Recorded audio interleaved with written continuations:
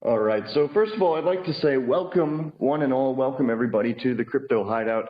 Those of you that have been here before, welcome back. It's great to see you. And those of you that are new here, well, welcome to the Crypto Hideout. I'm looking through the names and the people I see in here. Mostly, I think it's familiar faces, people I've seen before. I see Bankteller in here as well. I'm going to unmute you in case you need to say anything. I think you're unmuted. Oh, there we go. So yeah, guys, welcome back to the Crypto Hideout. I see a lot of people that have been here before, so thanks for coming back. Always appreciate each and every one of you for joining us and listening to interesting new crypto projects. And again, those of you that are new, well, welcome for the first time. Those of you that might not know, the Crypto Hideout is a place where we do lots of AMAs and giveaways just about every single day, give or take.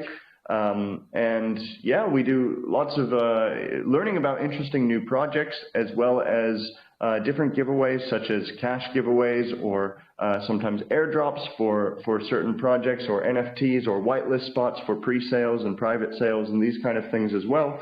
But beyond that, it's really also a nice place just to hang out and chat with other people who are interested in crypto. We always have a good time and have lots of fun, and everyone's really friendly. So if you are looking for a good place to hang out and learn about crypto and chat about crypto, I think you're in the right place. Anyway, so we're here today with the team from Elephant Money. Now, Elephant Money is a project that's been going along for quite a while now. I think it's almost a year old, if not already. Maybe it's more than a year old. So they've been going for quite a while. It's now at a relatively high market cap. It's at around 100 million market cap. And it started off last year, or I think last year around, well, I remember finding out about it around 9 million market cap. So it's grown a lot since then. It really pumped up high last year, and it's come back down a lot since then. So we're going to find out about why it's still a valuable project and a good project, and you know, why it has potential coming forward in the future. So I'd like to say welcome to the team here. We've got SK CryptoK. We got Bankteller in here as well. I'm not sure if he's able to speak at all, and we've also got Crypto Love, I think. So welcome, guys. Thank you for coming by and joining us. Oh, and thank you for hosting Myst. Yes, it's been a pleasure to know you, brother, for this last year. And hello to everyone who hasn't seen or watched my channel yet. My name is SK CryptoK. I'll be the primary host of or speaker for today's AMA. And yeah, I'm happy to share why I'm so excited about Elephant Token. As Myst mentioned, this project has been out since May 4th of 2021. This thing has been out for over a year. And you know what that means in the crypto space. There's not a lot of that, right? You know, 95% of the stuff out there fails.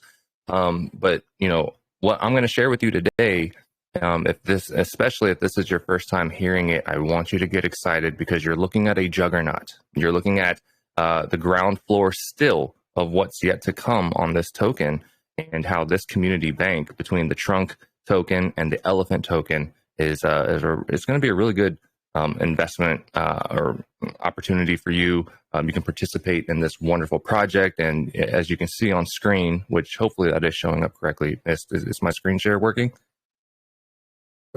Yep, I can see it. It's great. Okay. Yep, fantastic. But as far as assets under management, you have $152 million in this whole ecosystem. So before we get into the weeds of that, you know, this was developed by Bankteller. I don't know if he's going to be able to speak, but he is here listening, probably having some breakfast with the children. I don't know, but he is a very experienced economic guru. This man has been in the banking world, fintech, fidelity for over 20 years. He's an MIT graduate and has a very, very strong coding language. He's been coding since he was 10 years old, and he's been here since the beginning of Bitcoin. Pretty much mining it when it was $1 per Bitcoin back in the day. So he really knows his crypto. This is his latest and greatest experiment and project. Previously, he was making projects over on the Tron blockchain. But then, as we all know, all the money moved over here to the Binance Smart Chain. So Elephant is the culmination of everything great in crypto, and isn't a fork of anything either. There's a lot of original ideas here that we're going to cover. And hopefully it excites you as much as it does me. But before I go on, Myst, what is the format of this? Are you just going to ask questions along the way, or do you just want me to give the whole spiel? Yeah, so basically I'll ask some questions as we go, and I'll sort of, direct the AMA through different segments, after which, near the end of it, we will have some questions from the community if they wish, and then we'll get to our giveaway section as well at the end. So there should be time for everything, and we'll thoroughly go through the project and learn all about it and find out as much information as we can. That was the plan for that. So basically how I'd like to start off here, guys, is if you guys can, from the team, I don't know, whoever can speak or is willing to speak, if you guys can introduce yourselves or tell us about the team and sort of what the experience is. I know you just briefly touched about Bankteller and what he does. But yeah, just a bit of an introduction to start off with, and then we'll get learning and finding out more about the actual ecosystem that's working here. Yeah, apart from what I mentioned about Bankteller himself and his expertise with the with economics and banking here, most of the team at Elephant is actually a volunteer team. He does have a professional marketing PR firm that he does pay for, that he budgets for every month, and they handle things that you see on your Twitter and also your ads that you see going around on BSC Scan or any of the numerous sites or news articles that you come across. But as far as the street team, this is a grassroots movement. Like, this is volunteer basis. Me, I'm not paid. I do this because I love it. Okay, Crypto Love, he's also on the same team. We do this because this is a project that we believe in, and we have about 12 other folks that are out there that are in the back channels that are able to talk about this stuff. But yeah, it's really just a volunteer army at the end of the day. And when you look at even the other people that have cropped up, that have learned and believed in the system, you have a number of different YouTubers out there that are talking about this now, and it's growing as time goes on. A lot of these startup channels, and it's really exciting to see. But as far as the team goes, Bankteller's really it. He is the main guy, the main dev. He's the visionary and the one that can put his vision down to code. And then everyone else is just here because we want to be here. So that's a brief overview on that. Absolutely, and on the way, hopefully everybody that does get involved can manage to make some good profits and to benefit both the holders of the token and themselves as well. And that would be great, right? Yeah, absolutely. So. Absolutely. Okay, so it sounds like that Bankteller, he's been involved with crypto for quite a while. I think you said he was mining Bitcoin back in the day when it first came out, and I believe he's been involved with like some high profile jobs and stuff. Yes. Yeah. So okay, cool. And then so he's pretty much the main guy. He sort of made the whole thing by himself, more or less, and I guess it's been around for over a year now. And is Bankteller, like, has he completed a KYC or a docs or anything like that to anybody? Is that necessary in this case, do you think? Well, he actually is doxed. You can find his LinkedIn. It is out there. He doesn't primarily host his AMAs with video chats or anything like that, but the information is out there. You can see his entire resume, his MIT background, everything's there. But yeah, he is a docs dev. Okay, absolutely. That's great. That's cool. Okay, well, I just wanted to learn about that because I know one thing in particular that we'll get into about the Elephant ecosystem is how much is protocol owned and sort of where that money is being stored and how it's locked up and stuff, in order to stabilize the price of the tokens.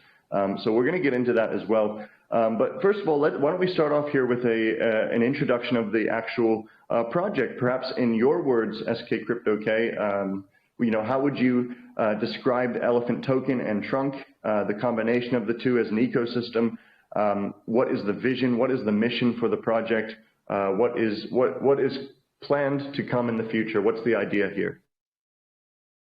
All right. If you look on the screen, it can actually be summed up here. But before I read that, essentially what this means to me is you have two tokens in this ecosystem. Okay.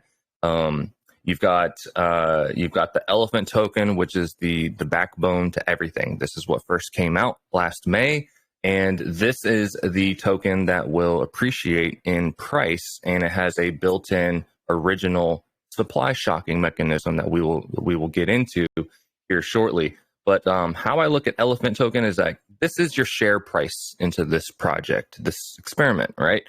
This is as if you were investing in Tesla or Apple stock. You know, you want to get in on the ground floor of what you know is going to be an amazing machine and financial vehicle. So Elephant Token would be kind of like the share price, right? Versus the trunk.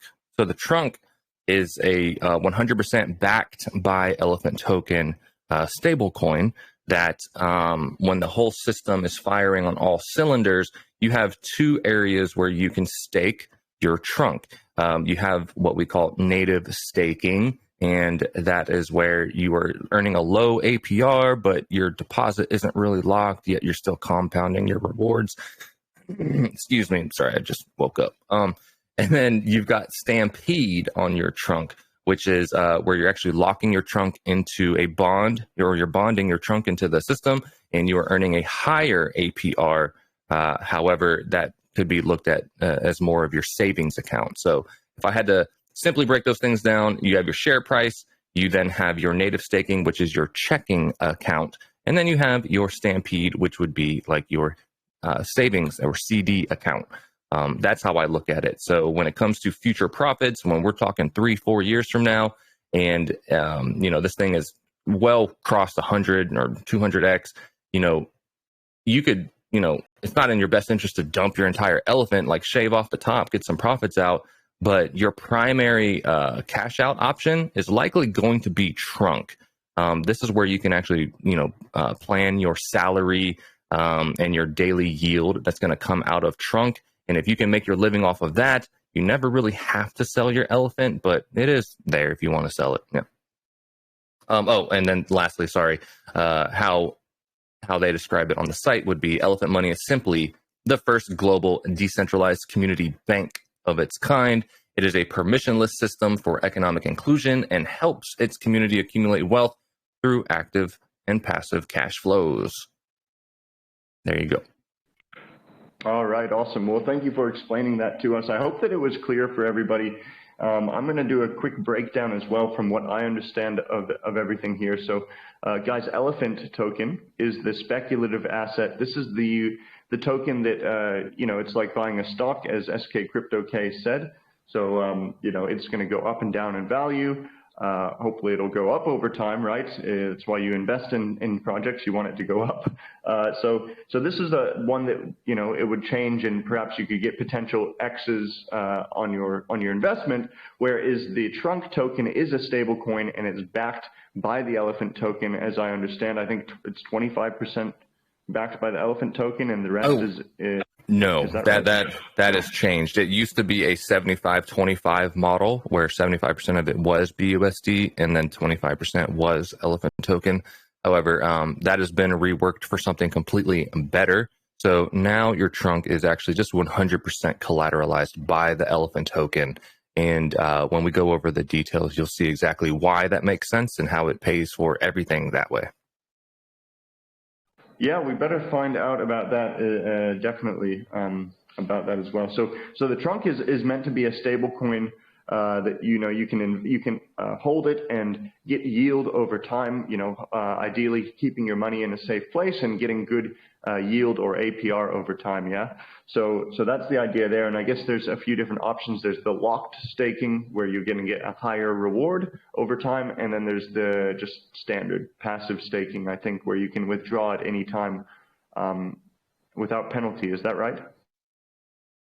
Yep, that is correct. If you look on the screen above here would be the native staking. This is your checking account, quote unquote. This is where you can deposit your funds, and right now you'll get a 25% APR, and you can compound or roll your rewards daily, or you can claim out your rewards or you can completely withdraw your deposit. Your funds are not locked in the checking account. That's why it's just money flowing in and out freely. And then down below, though, you have your Stampede perpetual bonds. This is where you'll get a higher APR, but your money is locked. It is bonded into the system, and you will get a daily reward. This is your typical ROI DApp that you've seen out there in the space already. All right, understood. I hope that's clear for everybody. You guys definitely go check out the website as we speak about this project as well. I'm going to just, you can find it in our pinned messages, but I'm also going to write it here for you. It's just elephant.money.com. Or just elephant.money. Yep. Yeah, so I'm just going to write it here for everybody as well. So definitely check it out. There's a lot of information there on the website, elephant.money. Yeah, so you guys can have a look at that and see everything that they're talking about here in the meantime. Now, regarding the actual token itself, an elephant token, I'm very interested in elephant token in particular because I like investing in businesses or speculative assets that hopefully go up over time. So maybe you can tell us about how elephant token works. Why is it something special or something different? Why is it valuable? Why does it have value? Yes, absolutely. This is going to be my favorite part. So I hope you guys are ready. So let's start with the basics though, okay? And what I have pulled up on screen right now is your top holders for Elephant and the top 4 contracts shown on screen. This is everything from your Elephant Graveyard, which I'm going to go over right now.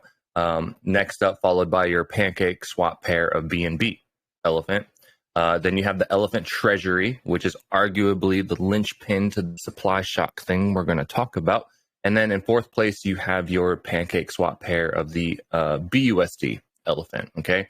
Now, all of these 4 combined, I think add up to about 80 or 81% right now. So these are all the tokens that are just locked up, right? And then in 5th place, you have your top holder at 8.2 trillion tokens. And I'm going to go over why, this is important, what these early adopters are, that are holding, why this isn't your typical token like a Doge or a SHIB where, you have to worry about the earliest and largest whales dumping on you and it's going to crash the chart and, oh my God, the world's ending.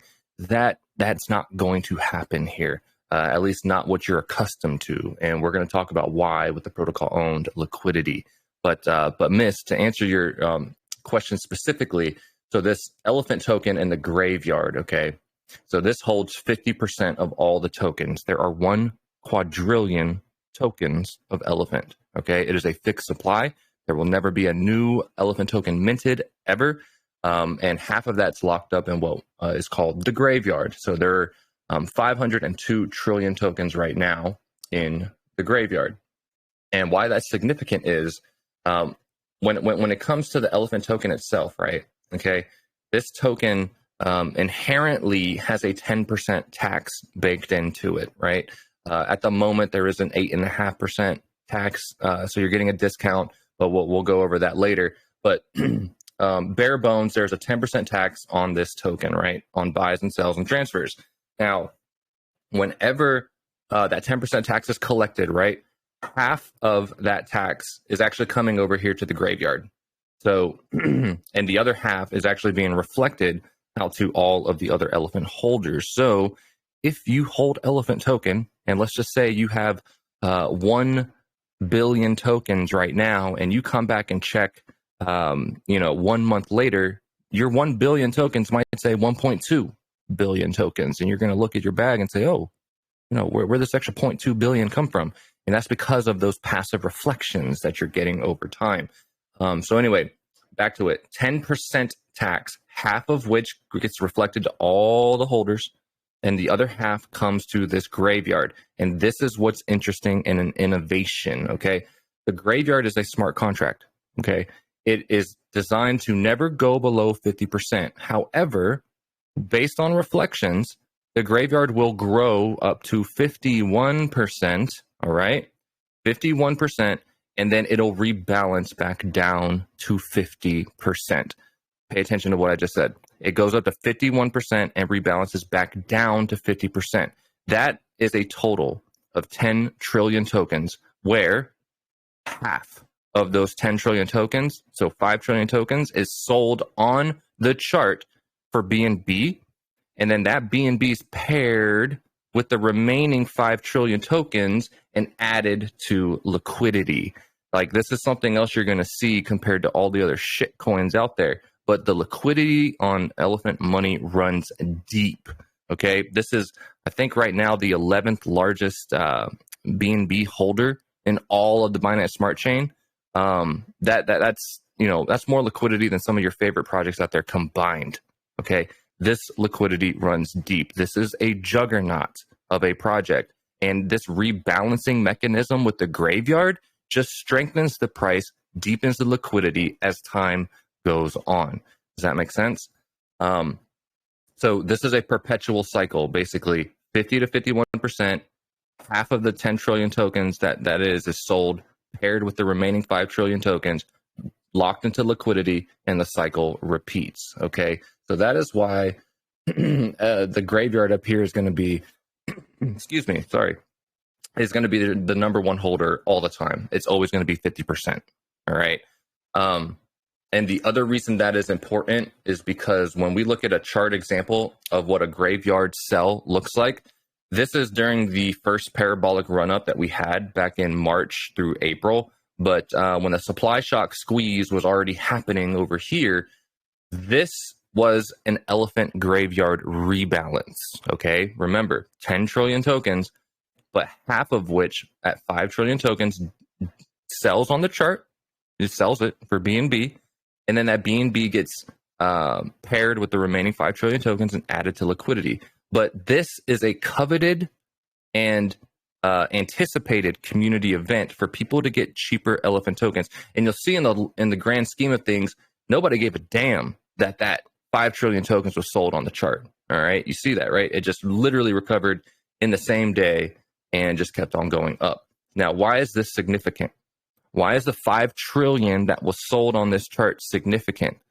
Because when you look at the holder list, there's only one person that even has more than 5 trillion tokens anyway, and that's this number one human holder with 8.2 trillion. But you don't need to worry about this person because they've been in since day one. They've never sold a token since, and they've actually only doubled their bag since this year has started. So this is an 8.2 trillion token holder that is a friendly whale. And then when you look at everyone underneath that, there's not even another single person that has 5 trillion tokens that can do that kind of red candlestick on the chart, just like this graveyard did. Okay, does that make sense? So unless you're getting a run on the bank, you're not going to see a red candlestick larger than that by any single holder.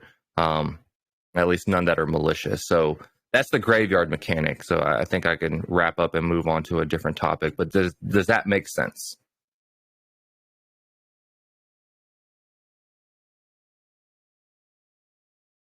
Well, it makes sense to me. I hope that it's clear for everybody else as well. One question I did have about it, and you're talking about the holders and how so much of the there's so much liquidity, right? And there's so much BNB owned by the Elephant Protocol. Speaking about the top holder, do you know who it is? You don't have to tell us who it is, but I'm just curious. Do you guys know who it is? I personally don't, but Bankteller does. And how he would describe him is this is a longtime follower of all of Bankteller's projects. I mean, they go back years and years together since the Tron chain days. So this is a very loyal participant in all of these projects and a very, very friendly whale even to this day. And no, okay. It's not me. It's not me. I've only known Bankteller for a year, so. Yeah, I know it's not you, but I know you own a lot of elephant tokens too, don't you? I do. I've been in this system since day one, ever since the chart was just crabbing along sideways in the early days. Yep. And it's only mainly because I believed in it. I mean, there was an innovation here that just didn't exist anywhere else. And when it came to this idea of a supply shock. Okay. I mean, that was a far off and lofty goal, but sure enough, that vision came true. Like the supply shock is here. We are in the parabola, and you're still on the ground floor. I just believed in it a lot sooner than many people. Absolutely, man. Absolutely. Well, all right. So something interesting that you've said here is that so much BNB is owned by the Elephant protocol or by the Elephant ecosystem, right? So I think you said it's the 11th largest holder of BNB or something like that. I mean, Yes. That's a lot of BNB. Yes. Yeah, absolutely.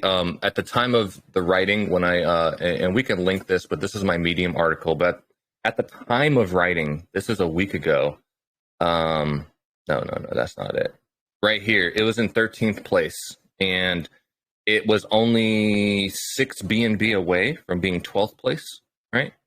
And since then, so I haven't checked it again. It's either 11th or 12th at this point, but it is definitely in the top of the entire Binance Smart Chain as far as BNB holders. So yeah, this project liquidity runs deep. This ain't no fly by shitcoin. Right. And how much, do you know how much BNB is actually owned by it or held by it right now?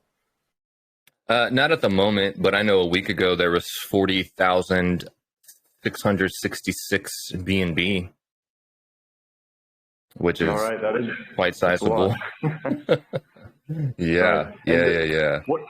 I mean, I guess we can look it up here. I'm trying to look on my laptop itself. How much is the total liquidity worth? It's a few million. How many millions?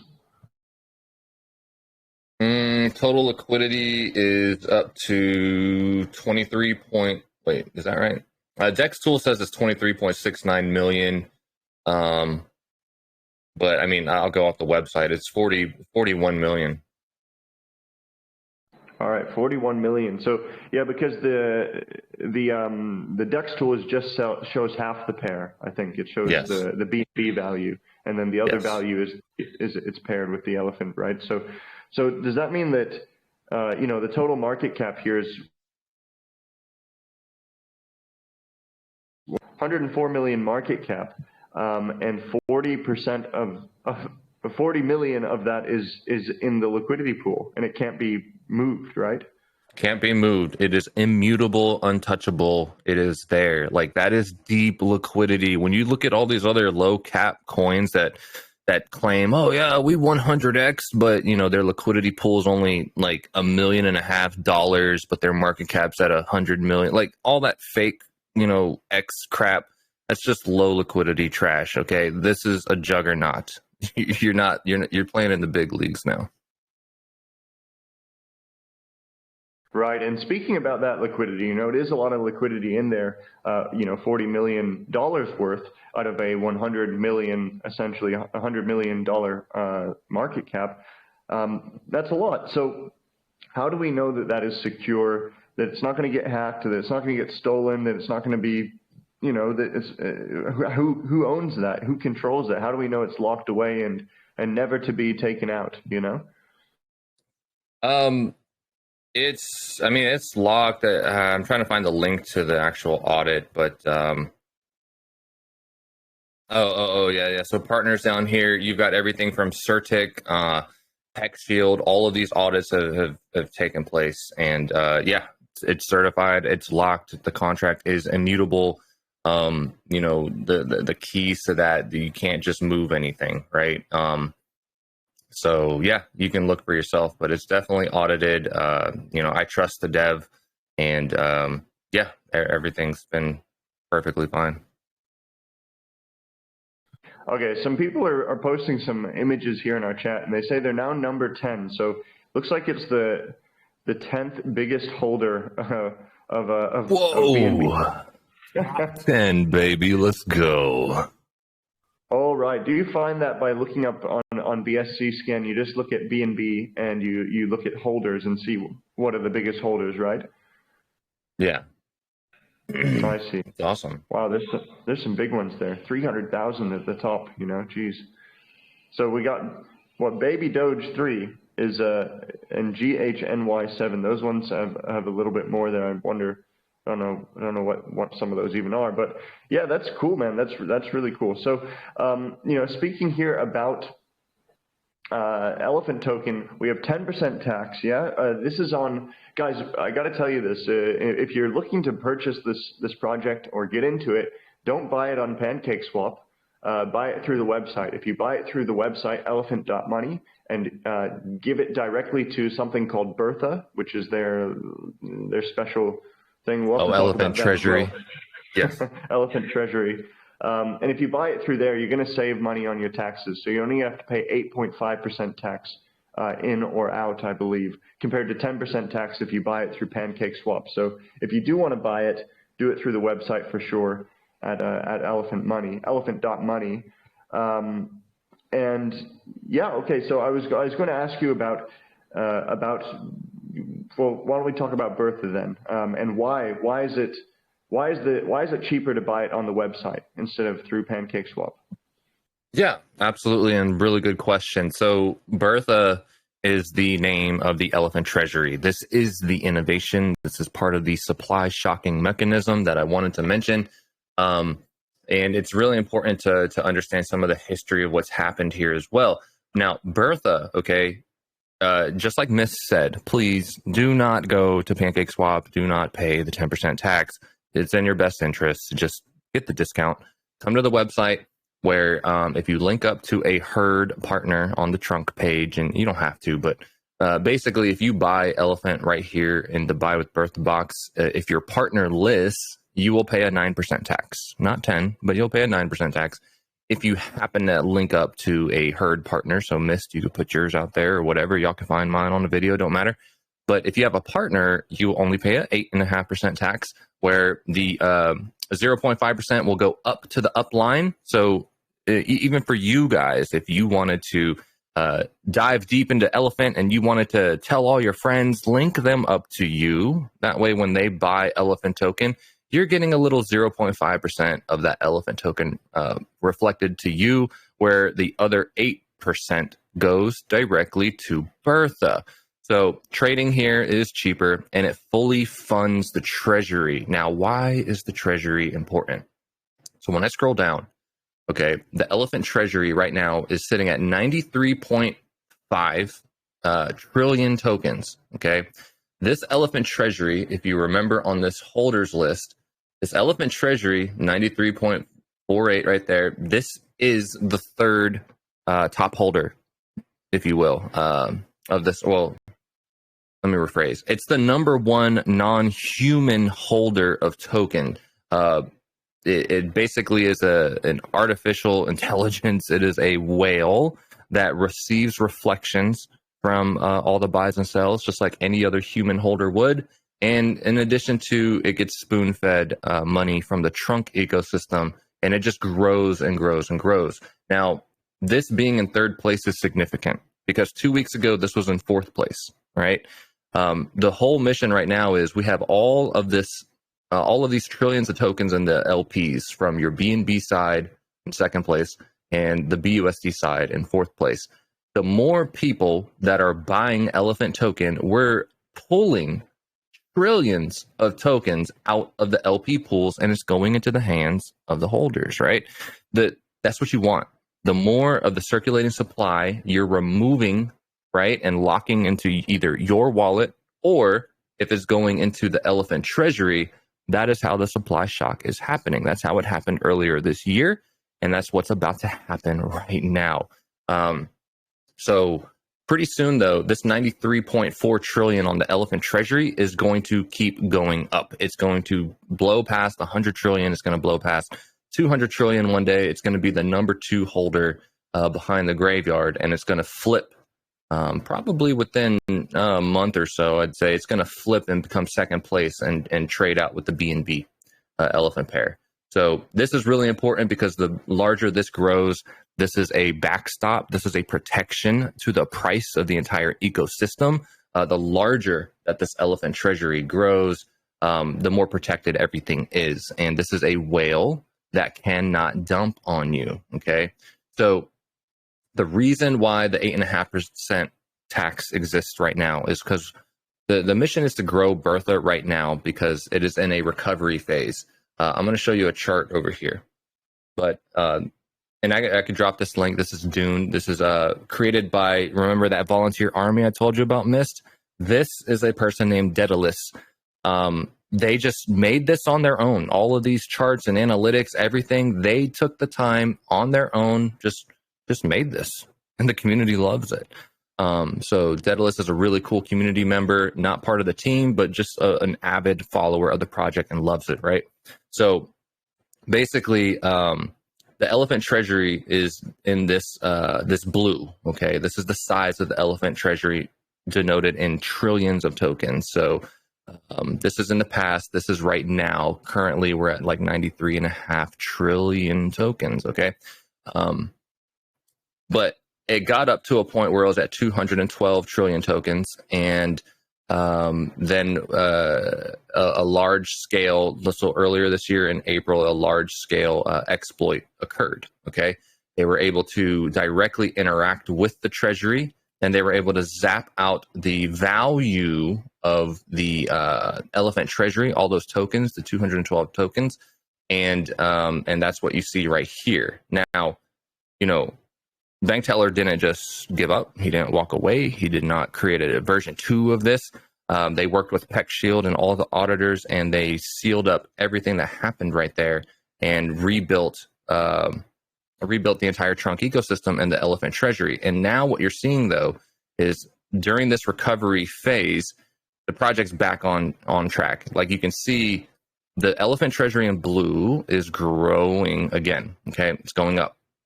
And then what's in red is actually the elephant value. And this is what's going to be really important to understand, is that even back in January and February, you can see the parabolic curve right here.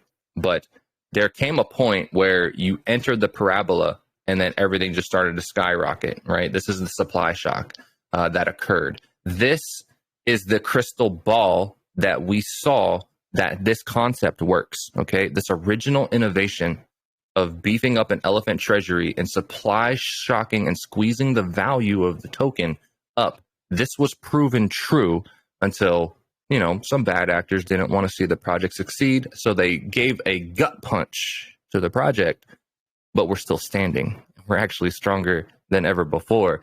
And this actually showed the exact attack vector that happened. And Bankteller and the auditors for probably 3 or 4 weeks were able just to sit back and really fix everything, button it up to where it's more bulletproof than ever before. And now what's about to happen cannot be stopped. And this is what's really amazing. The elephant value is starting to creep upward. You see this red's going up. And if you follow the crosshair line all the way to the left, we're basically in the parabola. We're in the hockey stick, the boot of the hockey stick before it goes up. That's where we're at right now. That means the supply shock mechanism that we've already proven true is about to happen again. And it's happening because there's more elephant holders that have pulled the token out of circulating supply. It's happening again because the blue is growing. So the elephant treasury, aka Bertha, is growing in size, and it will exponentially grow as well. And this is why this is an exciting time to talk about this. But the whole 8.5% tax is mainly to beef up the elephant treasury, grow this size, so then everything squeezes back and history repeats itself again. Hopefully that makes sense. Yeah, I think it makes sense to me. You know, I remember following elephant money back in the day, and then when that exploit happened, and it went crazy, man. This chart, it went all the way up to, gosh, what was it, 500 million or 450 million or something, right? Well, oh yeah, like 560 million market cap. It was insane. Yeah, so it went all the way up to 560 million market cap, and then, you know, this exploit occurred, and, you know, it dropped back down pretty fast. You'll see by the chart even, it looks pretty crazy, right? But what happened is it stopped. It stopped before it it didn't go all the way to zero again. It stopped, and now it started building up again, and now it started rallying yet again. I think, where did it come down to? Maybe 40 million market cap or so, and then it slowly inched up to about 60 million and stuff like that. Now it started growing a lot. It's back up to 104 million market cap. Yes. Why is it going to happen that it goes into, as you say, a parabolic rally, or a supply shock? Why do you think that it will go up in value from now rather than just dump back down? Like, it started to pump up a bit now. I'm sure some people are thinking, geez, well, I would have liked to buy it when it was cheaper. Now it's pumping again. It's up. Maybe it's going to dump soon. What is going to prevent that, or why do you see it going up in value compared to down in value, in the shorter term even, That's a really good question. So to answer the first part of it is, we know we launched in May of last year, and this is where we were crabbing along the whole time until, the elephant treasury beefed up and was big enough with the introduction of the trunk token. But the elephant treasury started to grow right there and start putting a little bit of a supply shock squeeze is kind of what I call it. And when I say supply shock, I want everyone to kind of think of the example real quick.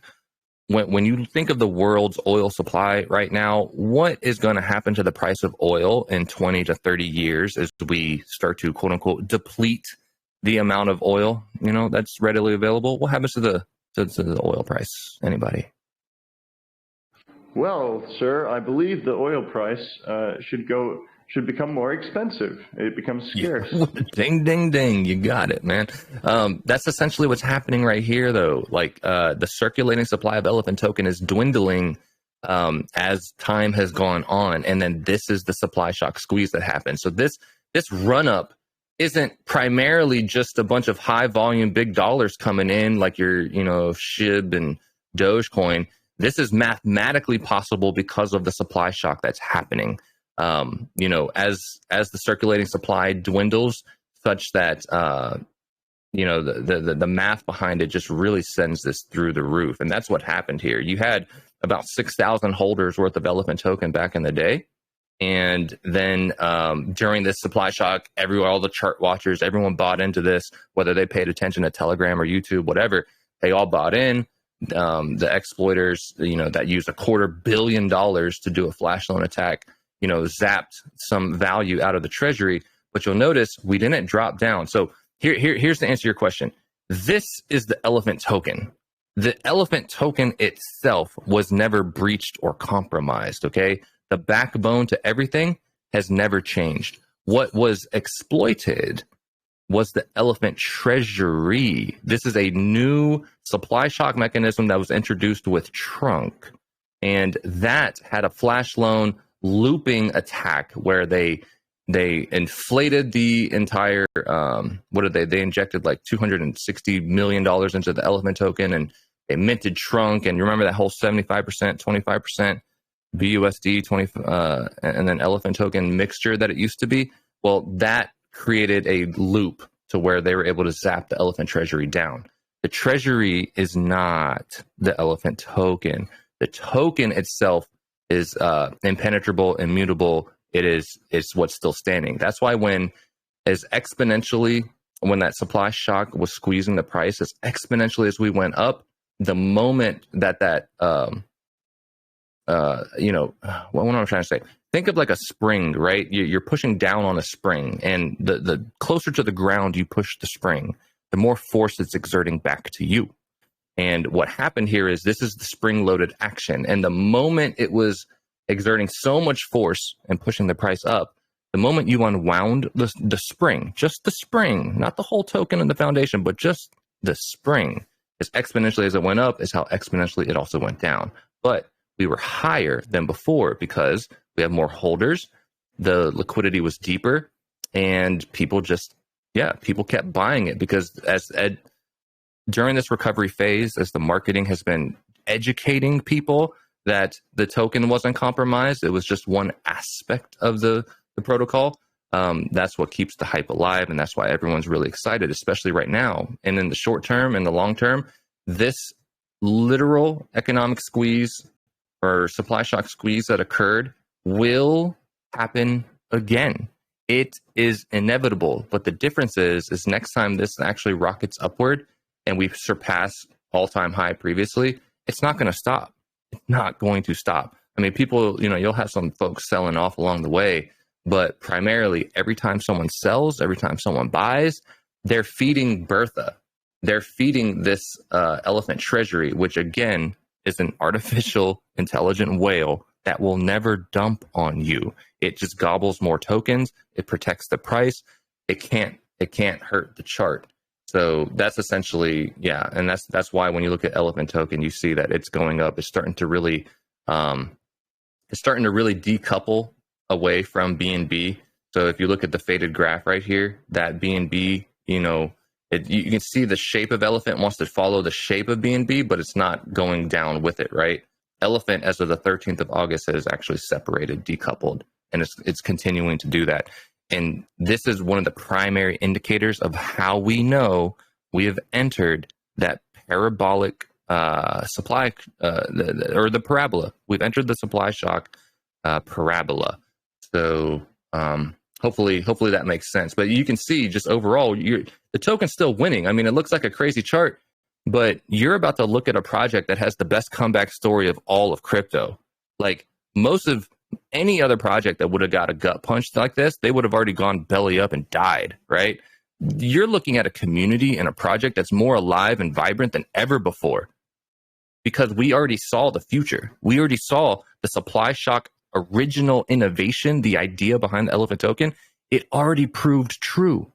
This concept worked. We saw the future. We had a crystal ball. And that's why we know in the future it's happening again. It's inevitable. It's a matter of when, not if. Does that make sense? You getting excited yet? Like, this shit's amazing, man. Like, overall, just, when in doubt, zoom out. This chart is going up. This project is winning. And everyone on the run up last time who was begging and pleading, oh man, I wish I could buy elephant for cheaper. Like, what is this? Keeps going up, keeps going up. Like, that was a crazy month, bro. I was in DMs every day, and everyone was just like, when's it going to dip? When's it going to dip? And when it's in a supply shock and it's deepening deeper into the supply shock, there is no dip. It's protocol owned and run at that point. So everyone who wished for a cheaper elephant token during the first run up, now's your chance. Like, this is it. That's why everyone's buying right now. Yeah. I'd love to be able to explain the sort of the genius behind it, or why it's, I'm not the best person to explain it because I'm not the expert on it, but you could create any token and say, oh, here's my token. It's called a super burn. And guess what, guys? Most of it's going to be owned by the protocol, and we're going to be burning the supply, and it's going to get more and more scarce. And so it's going to go up in value, right? Somebody could create something like that quite easily, and it gets more scarce, and so it becomes more rare. But there still has to be a value behind, I think, the community and what's going on with the project as well. And I think perhaps part of that is the trunk ecosystem and how that ties in, how there's also a stable coin that has backing, and that people can store their money perhaps safely without speculating, and also get returns on that, like an APR or an interest savings account, for example, with better returns than your bank, obviously. So yeah, what do you think about that? Why is it beyond the supply shock and this sort of thing? Why is it? What really gives the value there to elephant money, aside from what I just talked about there? Does that question make sense? Oh, I think SK CryptoK is disconnected from us here. I've just been watching the elephant money chart. Some buys have been coming in. That's nice, guys. I'd like to tell you guys that I've personally invested into this project as well. I think it's, just listening to some of the people and what they've said. I'm not, obviously I don't say there's no financial advice or anything like that, but it sort of makes sense, some of the things that they say about it. And I mean, the chart does look pretty, I don't know, primed to set off. So just looking at it. So I don't know, it's going to be right, but I think there's, I think that there's a chance for it anyways. So, I mean, if you look at what happened in the last part, before it went way up and went parabolic and crazy, and that was because of the supply shock happening. And then it got reset because there was this exploit that he's explained about. But what they did is they spent I don't know, a couple months, getting all these audits and getting all these security teams on board to prevent that sort of exploit from ever happening again. And so it sort of gave a chance to reset, and then it looks like it's going back into the supply shock that he's actually talking about. So I think that's pretty interesting. It looks like he might be back.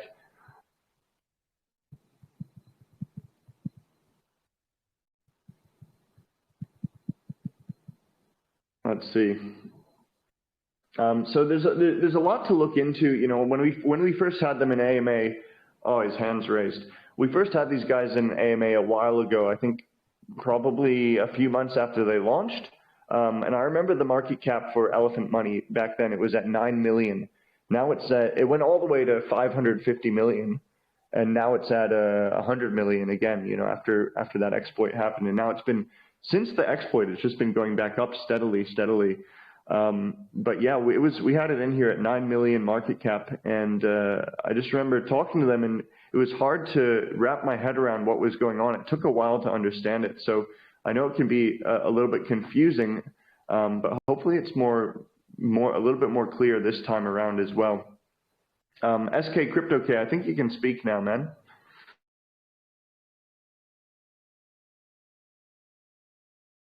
Hello, is the microphone sounding okay? Yeah, it sounds okay. It sounded a little bit like a robot or anything? A little bit, yeah, okay. A little bit. But maybe it's just me. I don't know. It happens on my end. Let me change one more setting. Hang on. I am so sorry about that. Okay, how about now? Yeah, it sounds perfect now. Sounds great.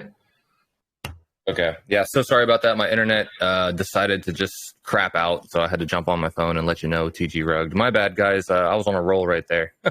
but I heard you explain some of the the market cap that you witnessed back in the day, and then what's happened. And that's what's really exciting here, folks. It's just that, even though the project took a gut punch, again, any other project would have folded. Any other dev would have walked away. But, you could ask Bankteller, and he would tell you that the timing of the exploit, while this project is still underground, while it's still young, while it's early, that exploit showing us what it showed us, the attack vector, the only vulnerability to the entire treasury system and this innovation couldn't have happened at a better time.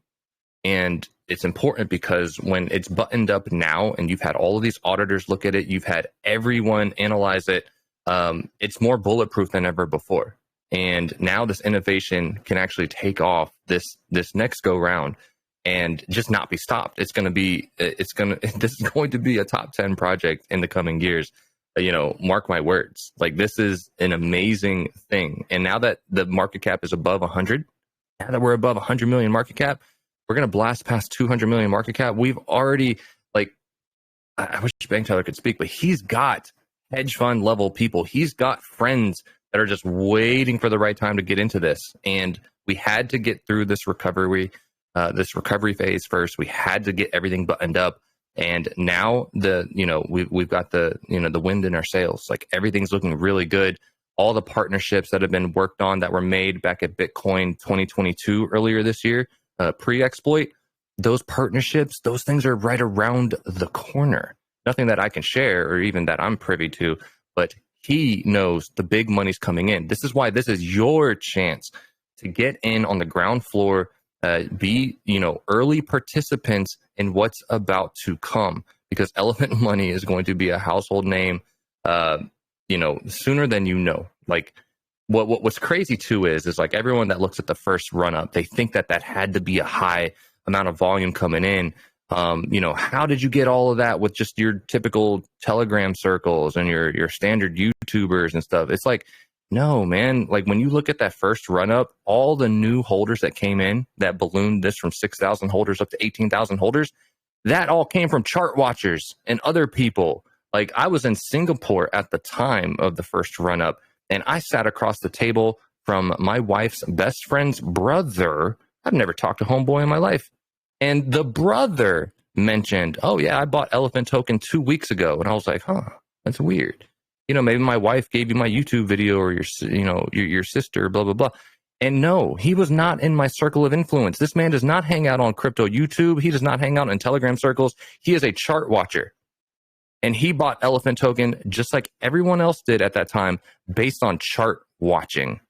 And now you're about to have that again. Bear market or not, this shit is about to go parabolic, and everyone's going to be jumping back on, FOMOing in, and this will become a household name. This supply shock engine of the Elephant Treasury and the protocol owned liquidity puts the tokens and the liquidity in the hands of the protocol. It's not rampant in the hands of the early and the wealthy. This isn't like your SHIB and Doge. This is not where they will dump on you and scare you.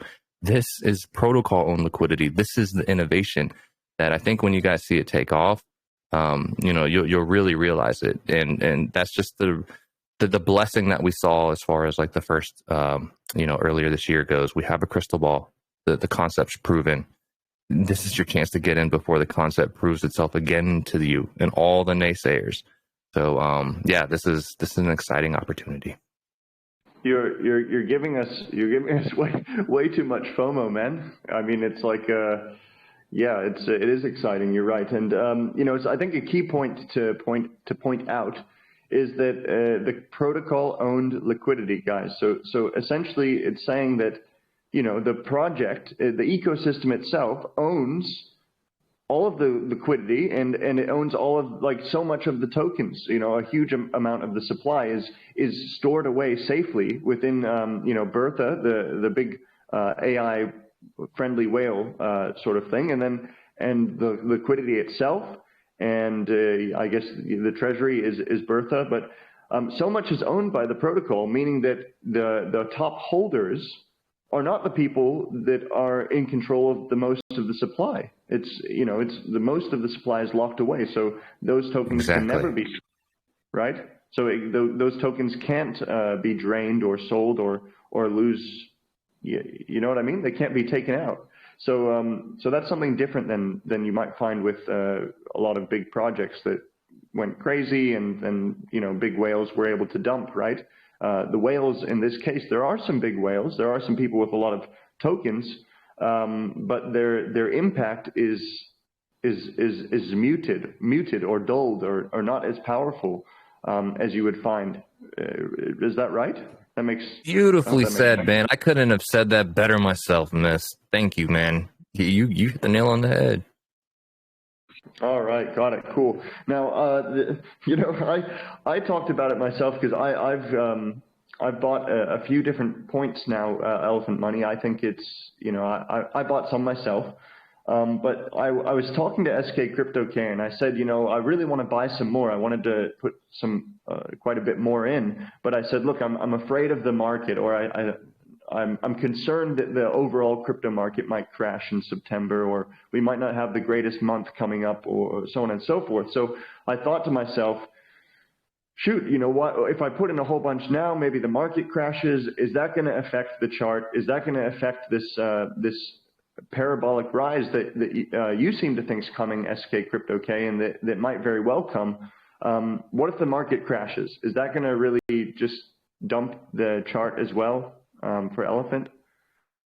I guess it depends on when the market, if it crashes and when, right? So right now, as of the 13th of August, is shown on the chart, which hopefully my screen shares back up. But we only just started to decouple from BNB. Like this is, we've seen this before. This is the same signal that we got back in February. And as the weeks went on, it just got more and more pronounced. Like there came a point even back in February and March where the entire market just crabbed sideways, but Elephant was just marching to the beat of its own drum. Like that shit was just going parabolic on its own, excuse my language, And we're at the beginning of that now. So to truthfully answer your question, if the market dumps like next week, yeah, Elephant token is going to follow BNB down a little bit, as shown in the chart. I mean, we still are coupled to BNB. That's our primary liquidity pair. However, we'll still be above what BNB crashes down to. I think if the market crashes and Elephant token UC go down, it's not going to be because people are selling Elephant token. It's only because BNB dragged it down. So if anything, I would look at that as a buying opportunity, knowing what you know now. Who would not want to buy Elephant for a cheaper token when you know the supply shock is about to, 20, 50, 100x this token over the next year alone? I wouldn't, I don't want to say I welcome a market crash, but I welcome the opportunity to buy Elephant for a cheaper token or cheaper price. And you're just getting more BNB, or you're pulling more trillions of tokens out of the BNB LP.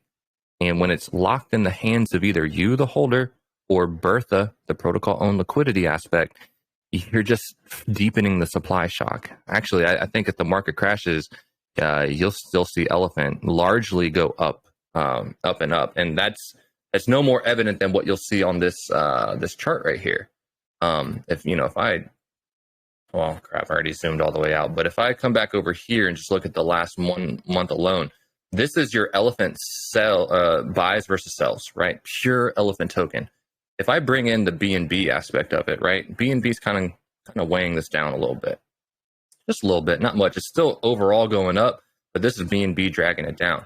But when I just purely look at Elephant buys and sells, look at how that chart action's going, okay?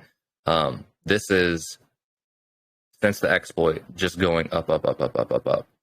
And so, yeah, I'm not worried about a market crash. I mean, when you look at BNB, this is why the chart looks the way it does right now, post-exploit. But yeah, you just look at the pure buys and sells. Yeah, people are buying it. So I'm not worried about a market crash, to answer your question. Okay, got it, sure. All right, and something else that people might be concerned about, and it also makes sense to me. I mean, you're very confident. You say like, I expect it could 100x. You think it could be easily 100x from here. Yes. But the thing is that it's already 100 million market cap, which is a relatively large project for crypto. There's a lot of small market cap stuff out there that are just 1 million market cap or less, or 20 million or 30 million is even getting to relatively large. So if something that's 100 million, imagine it does a 100x, it would be worth billions, like 10 billion dollars or 10 billion market cap, right? So that's like it must be a top 20 crypto, right? Top 20 crypto. Crazy. That's a bold claim, right? So why are you so confident that it could do already at a 100 million market cap? How could it do a 100x from here? How could it go so crazy, right? That's a lot of new money that needs to flow into this. It's a lot of new money that needs to come in, but it goes back into the innovation that is here too. To kind of gauge what the future is going to be, I just look at the crystal ball of what already occurred back in February. So when this supply shock already first happened, we went from a market cap of 40 million. And in 1.5 months time, 40 million went to 560 million. And again, I reiterate, that wasn't purely 100% based on just all this, huge amount of people aping into it like it's a Dogecoin or a SHIB. That played a huge role in it, don't get me wrong. But also, it takes less money to go up that parabolic curve than before. I don't have the math in front of me, but there is a formula. But essentially, it takes less money to march up that chart when you're in that parabolic supply shocking squeeze that the Bertha, the Elephant Treasury, was putting on the price action. So basically, you went from 40 million to 560 million market cap in a month and a half. That thing would have beat the door down on 1 billion market cap had it been left alone if it weren't for that exploit. Okay. I think that's part of the supply shocking engine there. We saw the beginnings of it in that crystal ball. We just want to see what it does, later on. So I'm confident that this is going to, multiple X itself. I mean, I could just say conservatively, you're looking at a 20, 30X. by this time next year. I think 100x is easy in my opinion, but I think realistically, sure, conservatively, take a 30x. Who doesn't want a 30x? This is still how early you are. This is $1 billion project. Like this is on the radar of hedge funds and big money whales, like institutional money connections that Bankteller has. Like this is, I'm telling you guys, this is not a shit coin. There's so many good things around the corner for this project that Bankteller already has in the bag. We're just getting out of this recovery phase. So it's amazing time to be in. Yeah, I'd like to say something too, guys. Is SK Crypto, I've known him for a while, and he came to me a long time ago, and he said, "Hey, check out this project. I'm just figuring it out here. I think you were into it. Obviously, you're into it before me, but he showed me Elephant Money, and he said, man, buy this." And I said, why should I buy this? Whatever. We set up an AMA. We talked over everything, and I learned about it, and I did buy some. And that was at 9 million market cap. And he was telling me, buy it. I think he was telling me before 9.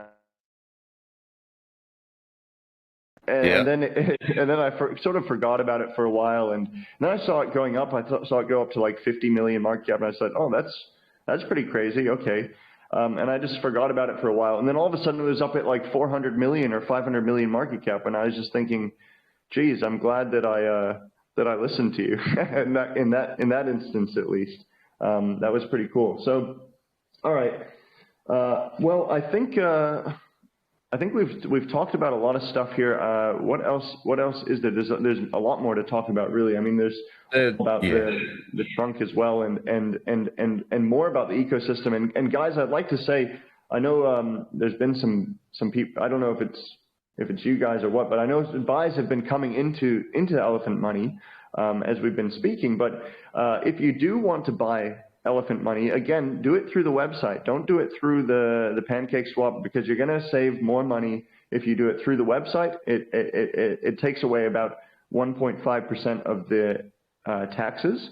Additionally, if you want to buy, please message me. Send me a DM so you can use my wallet address to be your partner or your team member, and that's going to earn us both more rewards, right? So we're going to get like extra rewards for that. So I'd really appreciate that if you considered me to do that. If you do want to purchase it, just hit me up, and I can give you a wallet address that you can add when you do the purchase through the website, and that's going to help us both out. So yeah, if you do, please do that. I would appreciate that as well, and it's good for you. And guys, what you can do is you can build your team of people. So you can build, like, it's called the herd, right?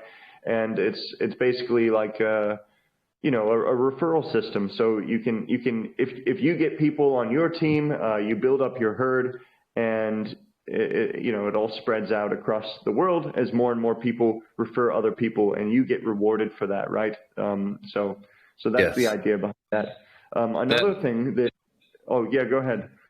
Oh no, yeah, I just pulled it up on the screen, guys, if you wanted to read about the partner network. So this is a referral system, just like Myst was mentioning, but it's not inflated. It's not like 10% and 20% rewards like you're seeing on all these other protocols. Rewards are just liquidity leaks. So these are intentionally kept low because it's sustainable, and it's a really beautiful thing. But even when it comes to Trunk, which we can spend about 10 minutes on that here in a second before we go to questions, but even on Trunk, whenever you enter Stampede, you are earning 1% bonus rewards on all deposits and compounds shown right here, but it's split 50-50 with you and your upline. So basically, you are airdropping yourself, but you are benefiting the person that got you in. So please take advantage of what Myst is telling you. Use his link. This is, I'm gracious that we're even here to have this AMA, but I can tell, in my conversations with Myst, he's a believer in the project. He asked really good questions, and, he's invested, and this is what we're hoping to get you guys into. This is the ground floor. This isn't your typical startup shitcoin. I'm telling you, think of all the other AMAs you've been into, not to throw shade at people, but those are low liquidity startups. You're looking at a juggernaut that's been out for over a year. This is serious money. You want to be a participant in this. So please pay attention, ask questions. DM me, DM Myst, watch my videos or read my Medium articles. I really want you to understand this to the level that I do, because as Myst said, even though I'm a YouTuber, check out my resume. Okay. Look at the projects I talk about. I do not shill just anything under the sun. I shill shit that I'm making money in, that I want my community to win with. I want my goal to be a 90% win rate on anything that I touch is a win. An elephant is my number one project. What does that tell you? Okay.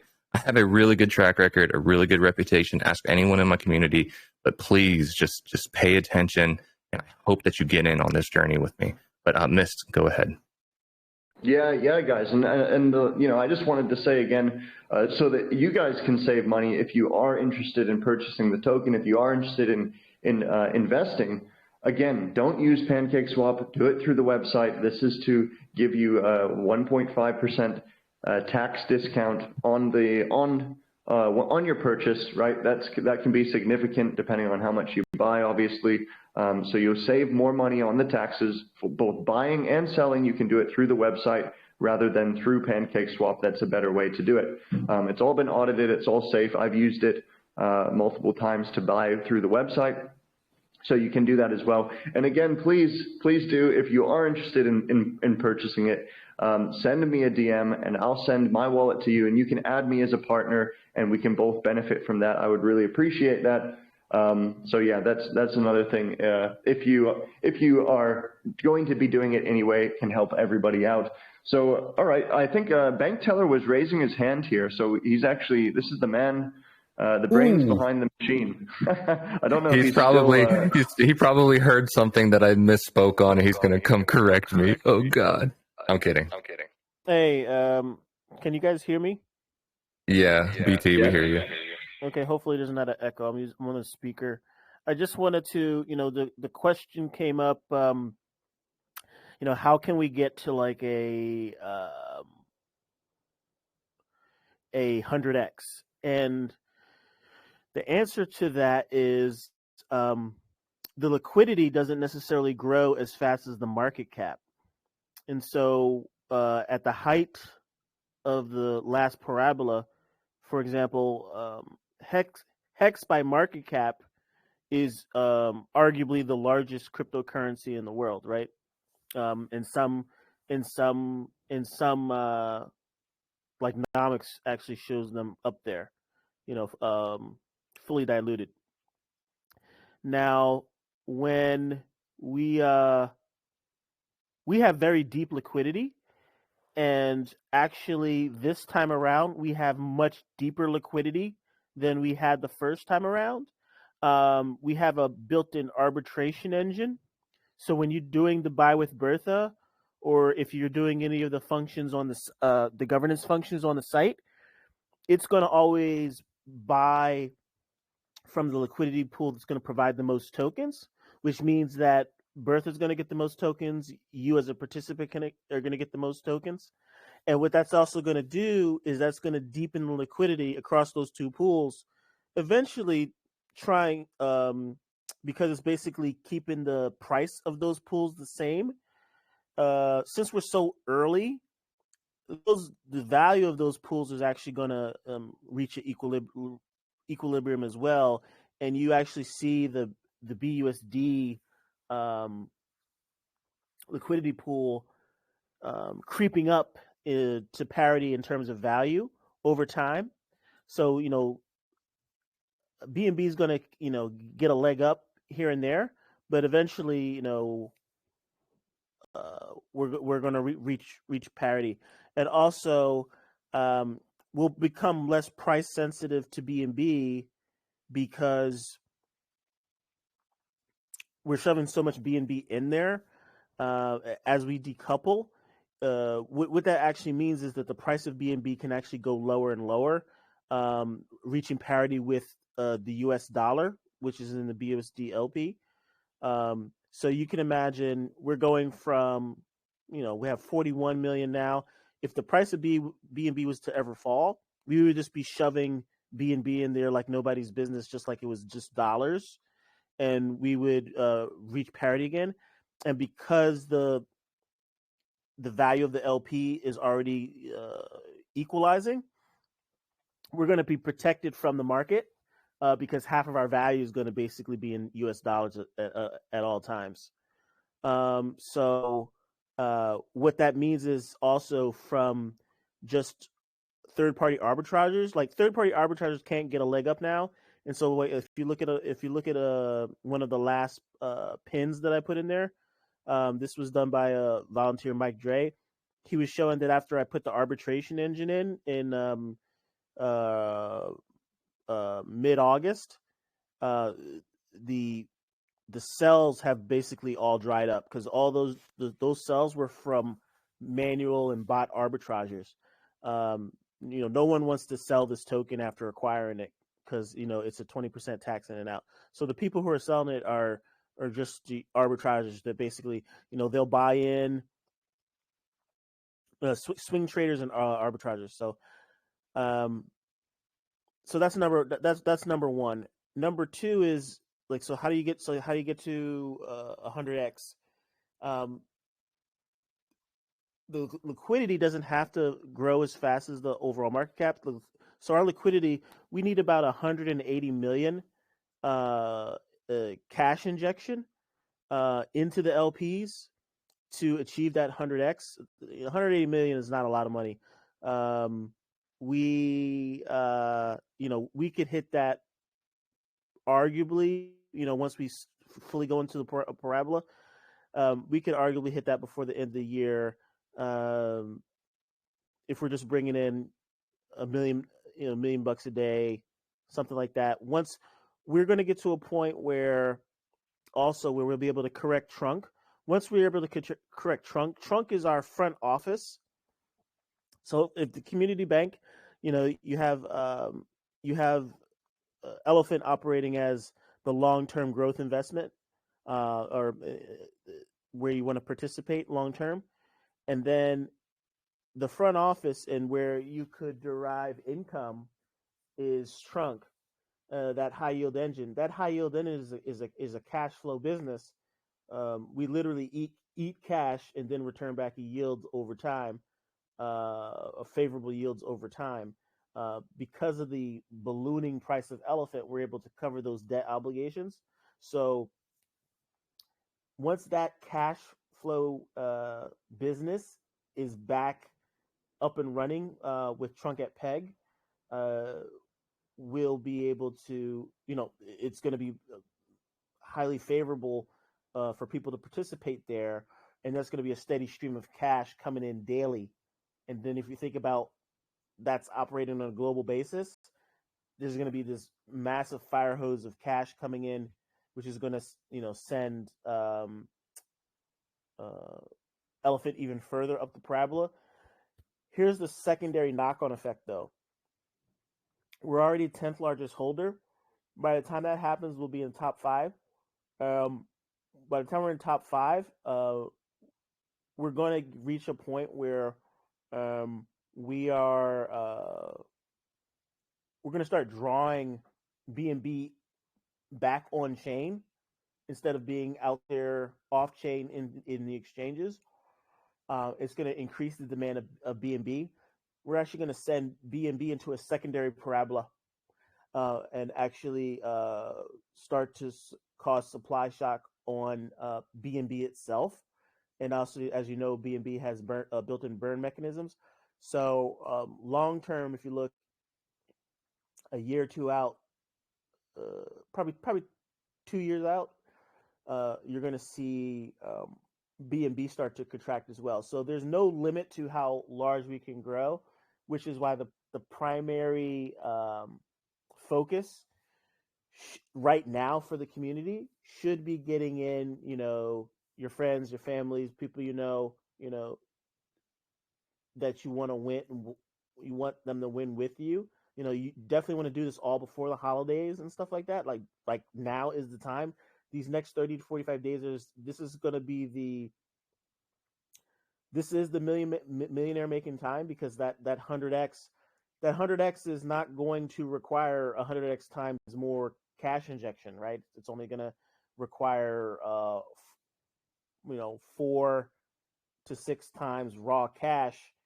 If you think about high net worth individuals, which we're also working on, a Steve Harvey or a Judge Judy on television, these people make $40 million a year, right? They're, any celebrity, any, A-list celebrity or musician, these aren't built like these people aren't built like popular people back in the 80s, 90s, right? Like when you look at when you look at just like an influencer or a celebrity, that person is not only in entertainment or in sports or whatever, or out there in the public limelight.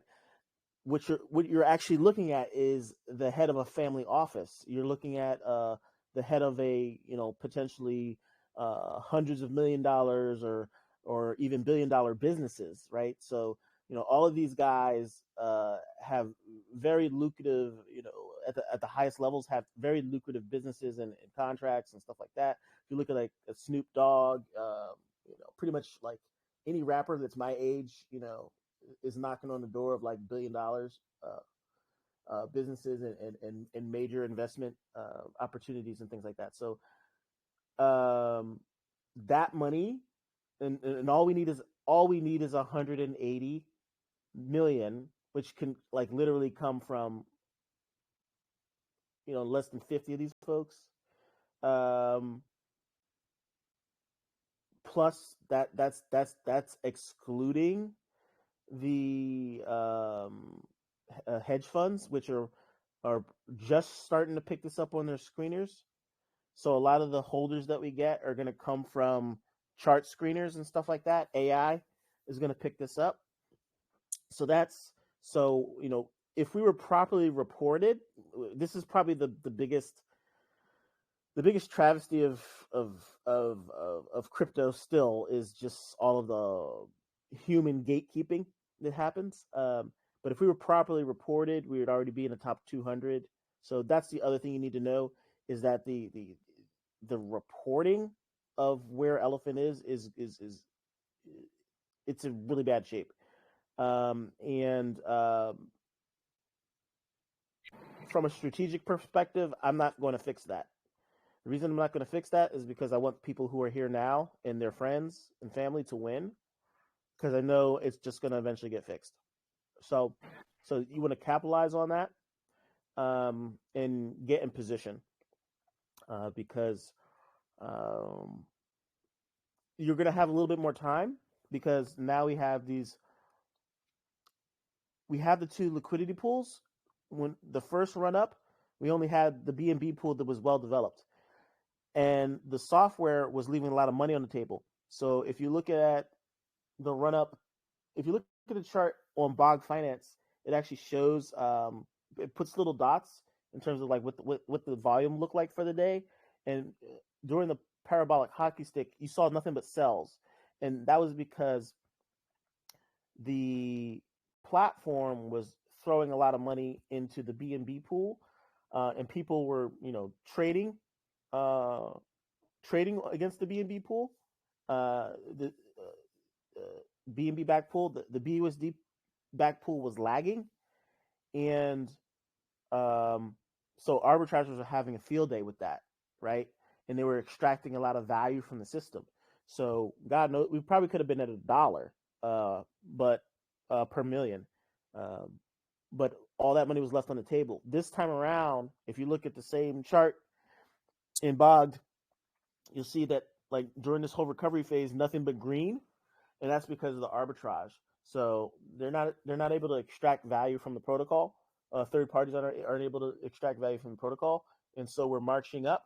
But that's also giving everyone who's buying now more time, because it requires twice as much energy to push the price up. But eventually we will get to the point where we're so steep in the parabola for both LPs. Both LPs have similar parabolic charts, but they're different, right? They started at different times. They have, the actual squeeze is caused by the constant product formula. So the that actual constant for each LP is different, right? So, but eventually they both get into a point where there's equal amount of steepness, and also because we have so much volume coming in. Once we get to right now we're around average $100,000 of $100,000, $200,000 daily volume. So that's the order of magnitude we're operating now in terms of volume. But like we're going to go to $1 million in volume, then we go to $10 million in volume. Amount of volume is critical because the volume determines how fast Bertha grows. It determines how fast all of our reflections grow in the system. But right now, because of the way Bertha is written, if people are using that tool, it's going to receive a lion's share of the reflections. But there will come a time too where people are just foaming in without necessarily looking at the site in detail or learning. They just want to get in, and so they're going to buy with the tools that they know. They're going to buy through PancakeSwap, they'll buy through Bog, and those are going to and so people are starting to see their reflections increase as well, and that's only going to increase as people who are less educated about the protocol, haven't joined the Telegram and all this stuff, are just basically buying in based on what they see on the chart, right? Traders. So that just FOMO.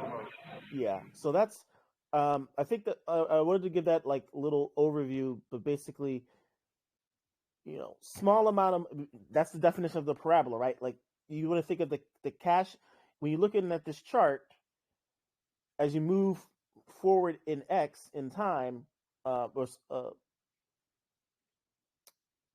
you need less cash coming in to push the price up, which is why we're hockey sticking, right? So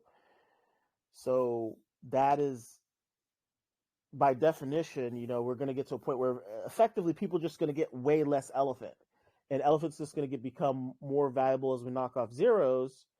This is going to be very exciting because it's going to mean like, if you have $10 billion worth of elephant, that could be enough to make you a millionaire, right? Right now, sort of guaranteed millionaires at a 10x. If you're a trillionaire, at a 10x, if you're a trillionaire, a trillion tokens, that'll make you a millionaire with the 10x. We're gonna hit that 10x because all we have to do is get to the 5 and then do a double from there. Not a big deal. Right. Right. So, and then the 100x is just grinding. If nothing changes, the 100x is just grinding, which is why community participation is so high. We can do it with just community growth. It's going to be better though because we have a PR agency that's deeply rooted in entertainment, and is connected to basically like I said, think about like rich rappers that own businesses. Like we're already plugged into that, so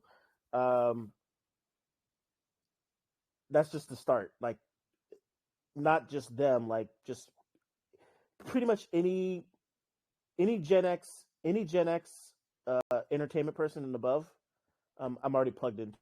So like my PR agent is she's been in the business for a long time. She's in her 40, Gen Xer, and we're just connected to basically people who have money. And that's before the hedge funds and stuff. So I'll be at Howard University on the 23rd. I'm speaking for the third time at the Black Blockchain Summit. Galaxy Digital is going to be there. So Mike Novogratz is throwing money there. So we could potentially talk to them. Like so. But that's active investment money swirling around activities that I've already been involved in for years in the space. So and I've been in the same room as Mike many times. And if you watch the Kanye West documentary on Netflix, you saw that Mike Novogratz was like right there. He was right there, like vacationing with Kanye. So relationships matter. It's something that my boss at Fidelity taught me a long time ago, and I followed him from like State Street to Fidelity. Um, relationships always matter. So these things are we cultivate over time. You know, the multi-year relationship that I've had with SK, that I've had with my whole volunteer team. Um, these things matter. It takes a while. It's not all about technology. It really is about the relationship with the community. Community has been able to tough this out over multiple experiments. You know, SpaceX 6 years before they were able to land the Falcon, right? And after reentry, so this stuff's hard. Like it's not guaranteed, um, but we're there. So like all this stuff's coming. So but the numbers, the math is at this point is almost the easy part. Like, you know, what it took was, you know, it took the fair launch. It took the fair launch. It took, you know, establishing, you know, the base of the base constant for Elephant, which meant that we had one of the fairest launches of any token in the world at the size that we are. You know, this distribution is insane. You know, and because of the exploit, a lot more people are going to win, which is why it's very important that the people who are here now, the 18,000 holders that are here now, it's very important that they multiply themselves, you know, 2 to 4x, you know, and make that distribution even more equitable before the big money gets in.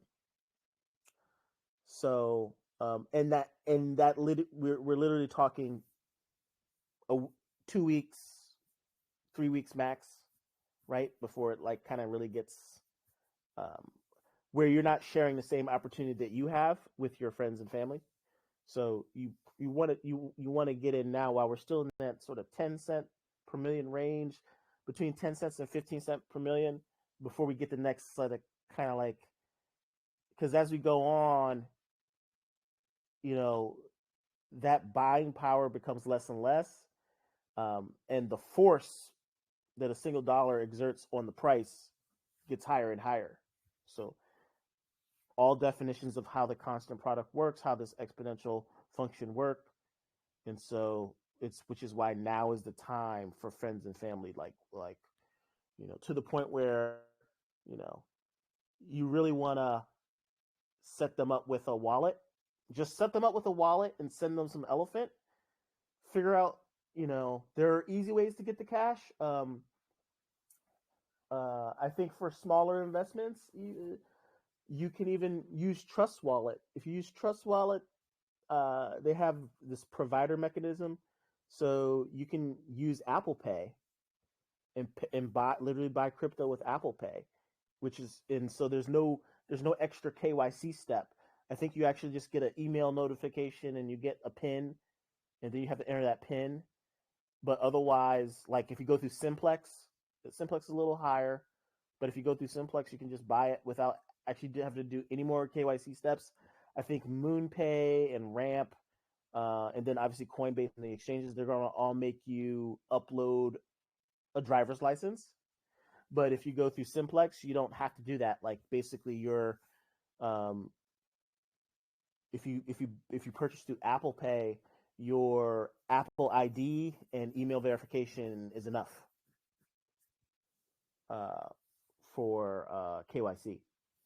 So that's a very fast. So basically using Trust Wallet and then Simplex, you can do it all through like a single app. You can basically get them onboarded, and all through a single application.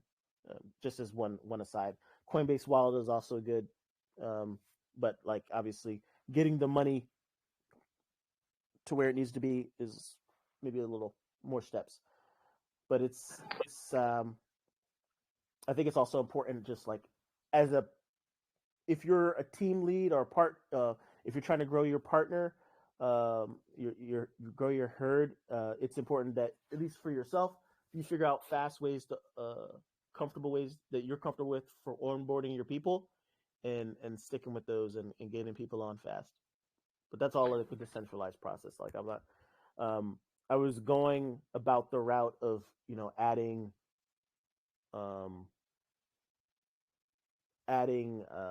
fiat on ramps onto the Elephant, and then I had to stop myself because there's too much centralization there. I had to stop myself. There's plenty of ways to get money in. People have to take the time. Yeah, that's all So I got. basically, you're saying that. Oh, do you mind muting your mic while I speak so I can hear Yeah. echo? Awesome. So I was going to say that basically you're saying, now is the time for smaller guys can still get in early before it starts to go parabolic, before big money starts to discover it, before connections are made, and more people that have vast amounts of wealth may end up purchasing it. And you're even saying perhaps just buy some tokens for your friends and family. They might not know how to do it, or they might not be into it, or whatever. Just buy some for them and send it around to their wallets. Set up a wallet for them and send it to them, and then and just tell them you did that and how much you bought of it. And then maybe when it does a 10x, then you say, okay, just pay me back 2 times what I spent for that, because they'll still be happy that they've made much more than that, right? So I think basically what he's saying is that if it's still at the early point now for people, and before long, people with smaller amounts of money won't be able to get the same kind of returns and X's that could happen a month from now, or 2 months from now, or a year from now, right? Yeah, that's right. Yeah, and so something you said that I found pretty interesting. I have a few questions for you, Bankteller, if you don't mind. One of the things you said I think you said between 2 or 3 weeks we might only have before things start to go really crazy. Is that what you're predicting? Why do you say that time frame? So that time frame is not dependent on the size of Bertha. A lot of people, it's important that we grow Bertha, and Bertha is going to win in terms of dollar value based on the fact that she holds more orders of magnitude more tokens than the largest human holder, and that's only going to accelerate based on the system design. But the price, remember that price is determined by constant product formula, which means that the price is determined by the amount of tokens that are in the LPs. And simply to figure out where the price is, you have to just figure out the ratio of the tokens that are in the LPs at any given time. So if we want to get to the 56 cents all-time high, all we have to do is just go back to that date, April 11th or whatever, and look at the amount of tokens, elephant tokens specifically, that were in the LPs at that time.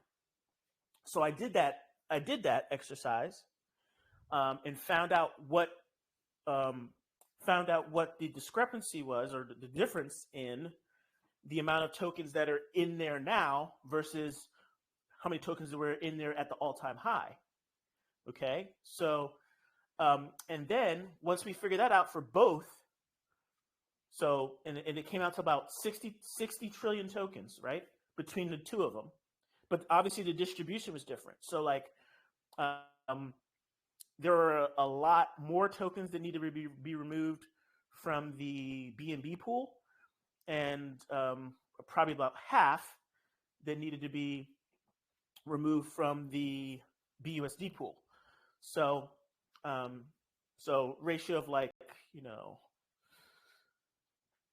2/3 versus 1/3, right? So then we just look at the rate at which we're pulling out the tokens on a daily basis.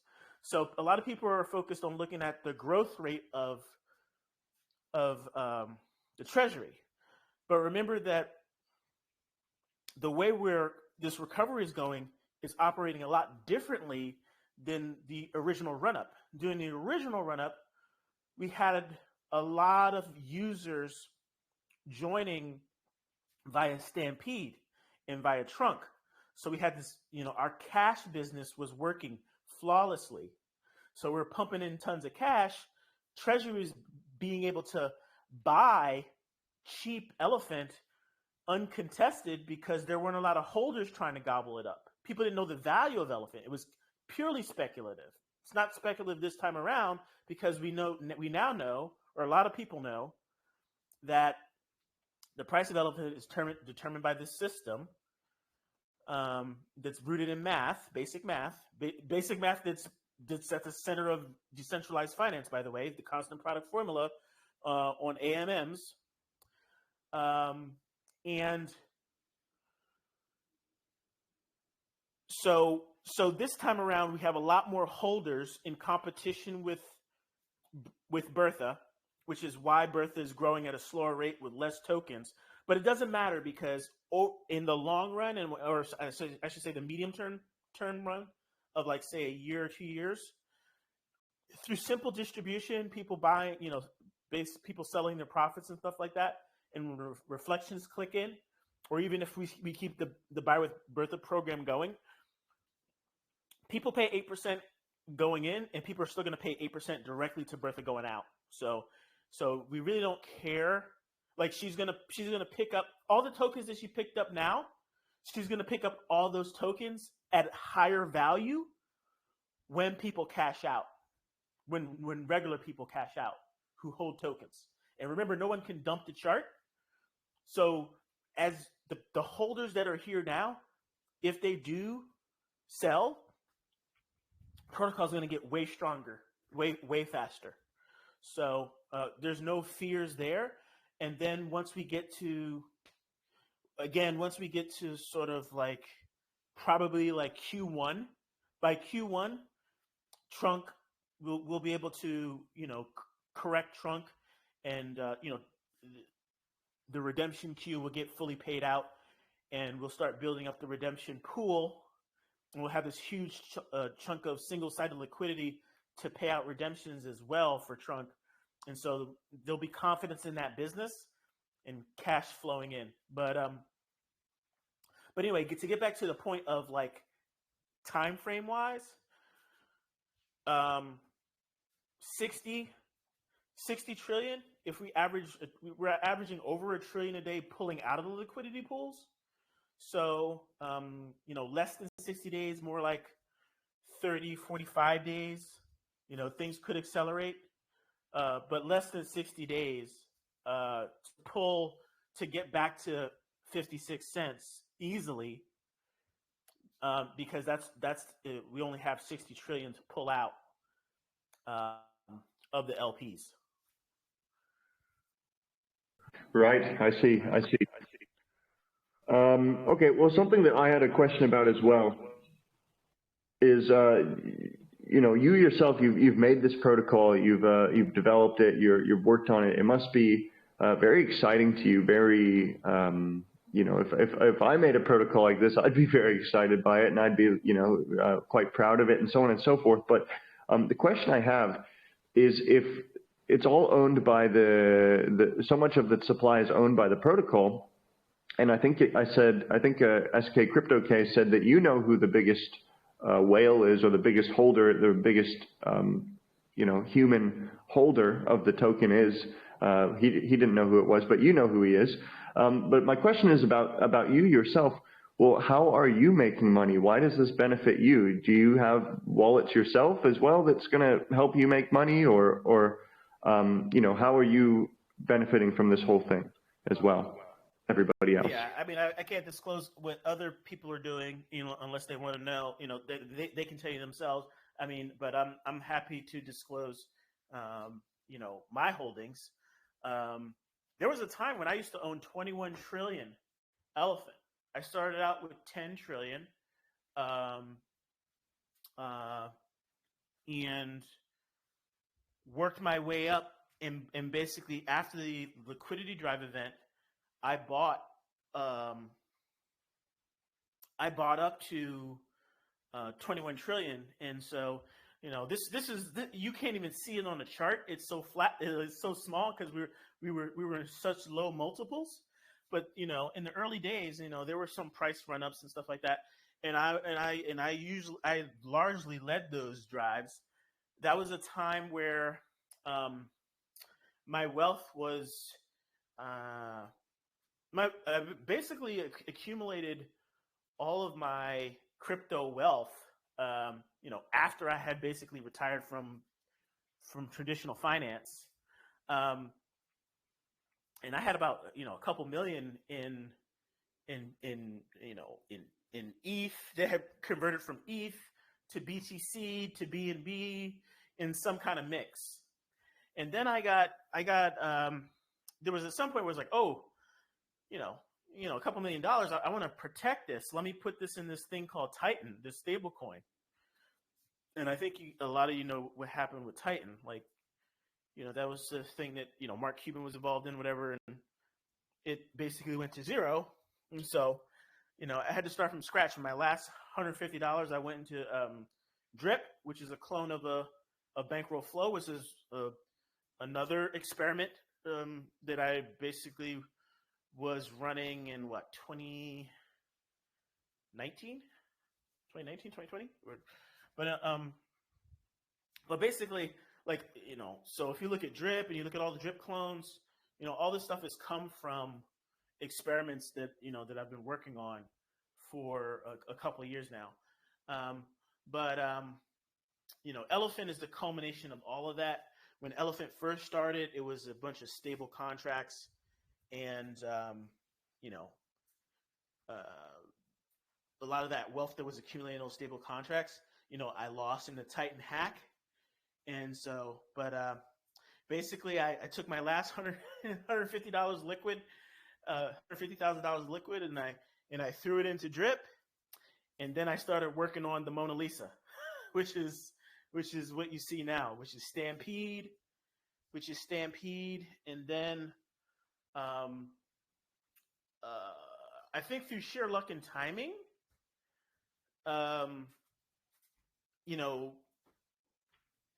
we got the Elephant token, and I made just enough of the right changes that I could use the Elephant token as the linchpin for this whole thing and how this all works. But it was just through luck and timing. Like, you literally have Moonrat to thank. You have a little project called Moonrat, not even Safe Moon. Moonrat. My introduction to the Reflect token wasn't Safe Moon. It was Moonrat. All right. And right. So, like, there are a few things, just especially on the reporting side, that I would do different with Elephant token. But otherwise, I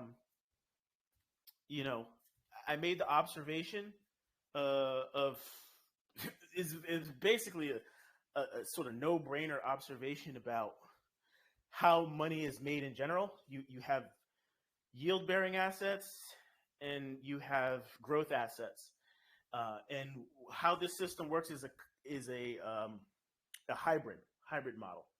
But at the same time, also just because of the ownership distribution and the fairness of the initial launch of the token, it makes Elephant token special in its own right, just by itself. It makes it probably the best performing asset in the world just because of the fairness of the distribution all by itself. If you look at the distribution of Bitcoin, not fair. If you look at the price model of Bitcoin, total trash. So, there is no way that you should have this much adoption in Bitcoin and it's still not worth shit. So, anyway, so we're like, realize that you if you didn't hear it before, you heard it here first. We're going to change that. Like, I told people at Black Blockchain Conference 3 years ago. I said, I'm probably going to kill Bitcoin, and they laughed at me. But that still is a goal. The goal basically is to show just how trash Bitcoin really is. and we can do it in a very short period of time. So, because once we get to the top 10, another 10x and we're past Bitcoin. So just think about that for a second and realize again that it doesn't require that much. It doesn't require 10x the cash, right? And remember that our system doesn't work on just the elephant token by itself. There's this whole cash business that sits in front of it that's infinitely scalable, that people can join at any time, where people can 6x their money or 2x their money in a year without having at any time they can just join Stampede or Trunk Staking and change their life. They can participate in a raffle and earn life-changing money on a daily basis. 2 winners win life-changing money every single day in our platform. So there are a whole bunch of mechanisms that we didn't talk about today that are going to drive this thing to Mars and beyond and all that stuff. So, but we don't have to make like a lot of promises. It's all math. You asked about the date. I calculated it. Bullish. Well, I don't know about y'all, but I get goosebumps. You got the goosebumps. I mean, there's some huge claims going on here. Top 10 crypto, take down Bitcoin. It's a lot. That's some big stuff. I do. Personally, I bought it, and I think that that it's a pretty smart system going on, and I can see just looking at the chart as well, like the way it's headed, the way it looks. And I understand the mechanics behind it now after after a few nights of or studying. I mean, I was introduced to it a long time ago, so I've had a lot of time to consider it and look over everything and think about how it works. But where was I? Oh, the raffle. How much is the raffle? You said 2 times a day. How much is paid out for that? How does that work? The raffle, how much is awarded is based on the amount of trunk that's in the treasury, and that can be dialed up anywhere between 1% and 5% of the treasury at any given time. The trunk treasury, which is sort of like a buffer of circulating supply, and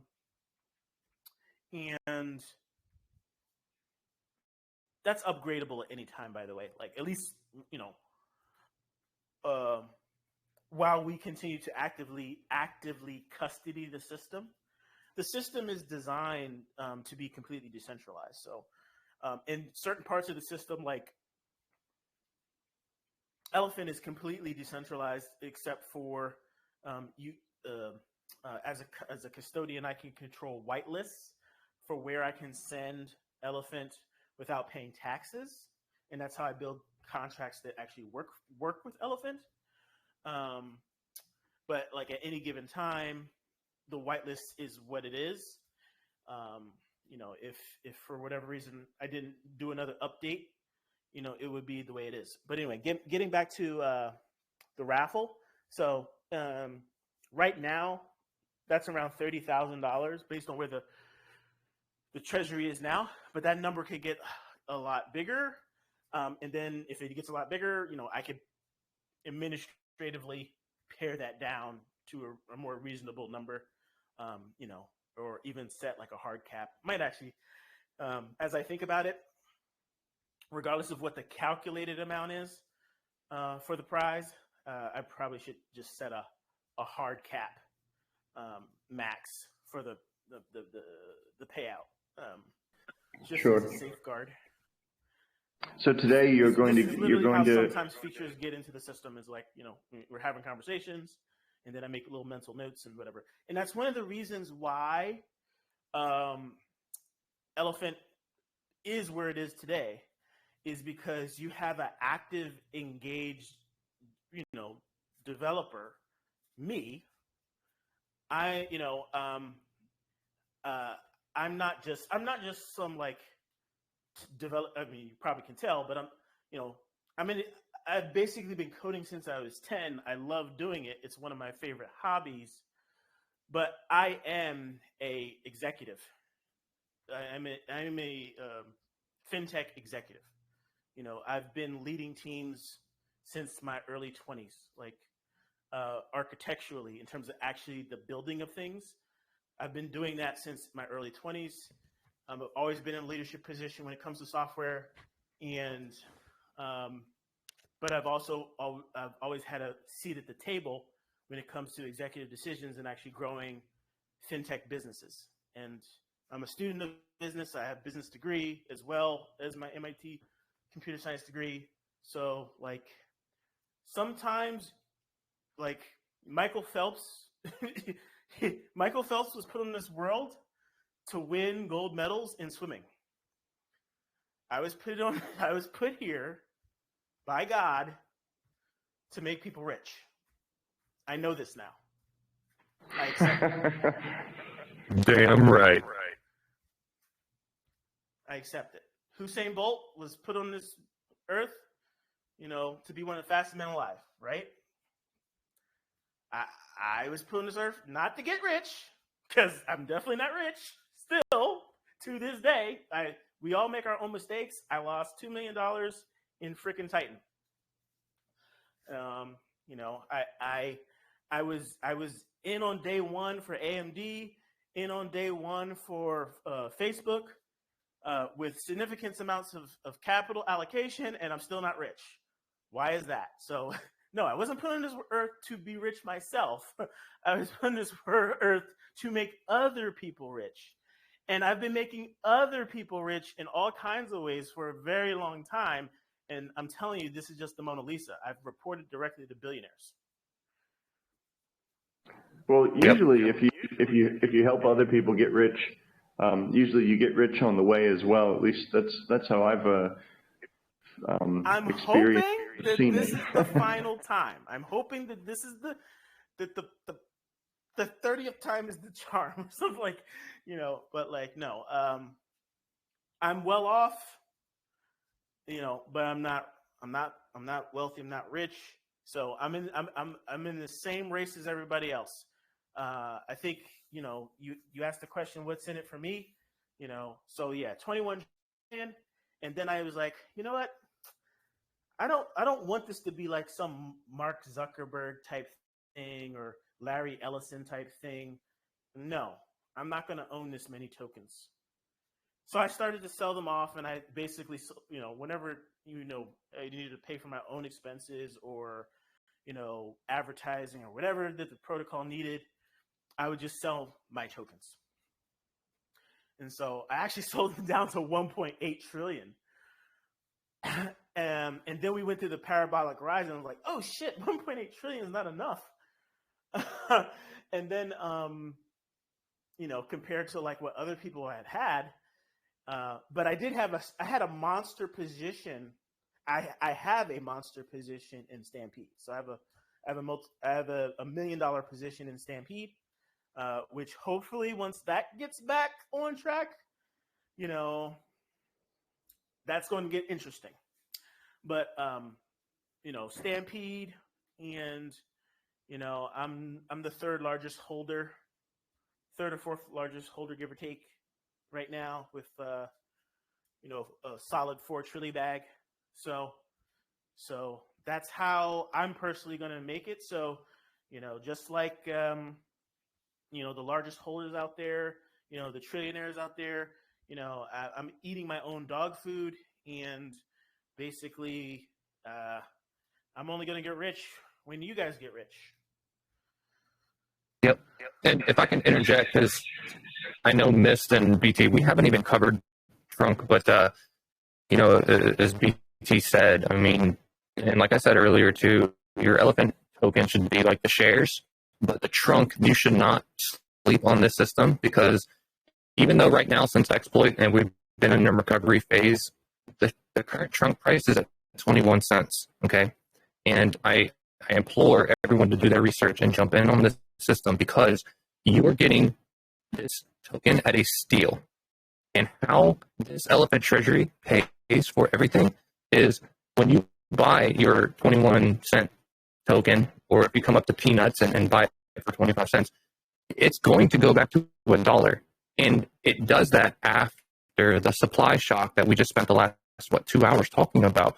The supply shock has to happen first, because when you eventually pull out all the LPs, as Bankteller has mentioned, and it's in the hands of the holders or Elephant Treasury itself, this value you're looking at right now, $9.75 million in the Treasury at the moment, this is exponentially going to rise. And I want you to imagine a scenario where this isn't worth $9.7 million, it's worth $97 million, okay?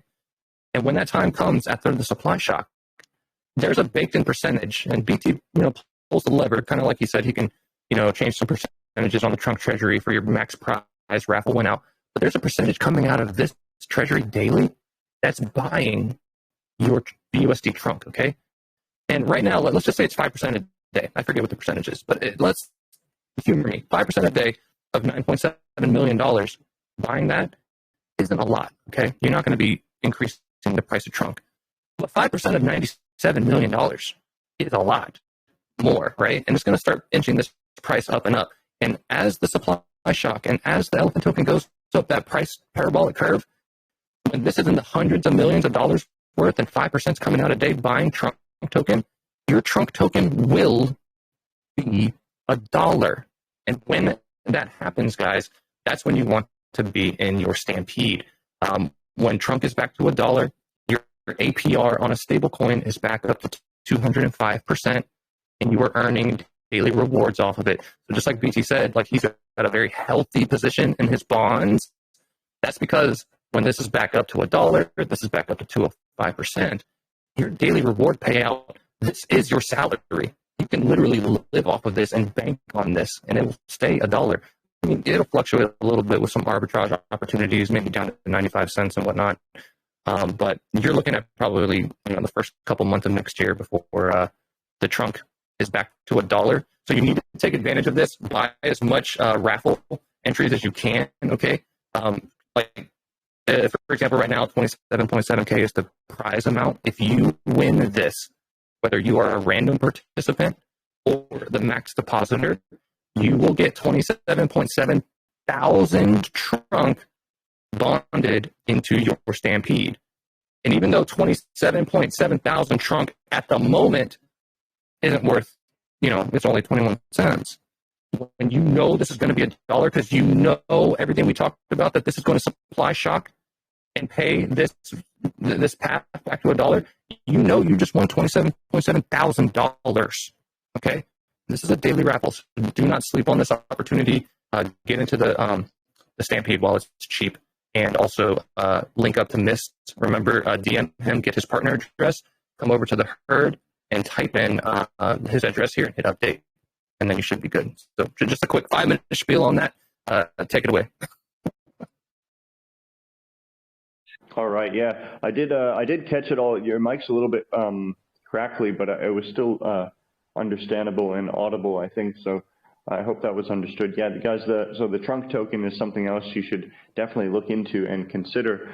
I think it's trading at 21 cents at the minute, and it, the idea is that it will go back up and repair with the $1, so it should go up to a $1 as well. And of course, there's the APYs and the ROIs, the staking returns you can receive as well regarding those. So something to look at as well, guys.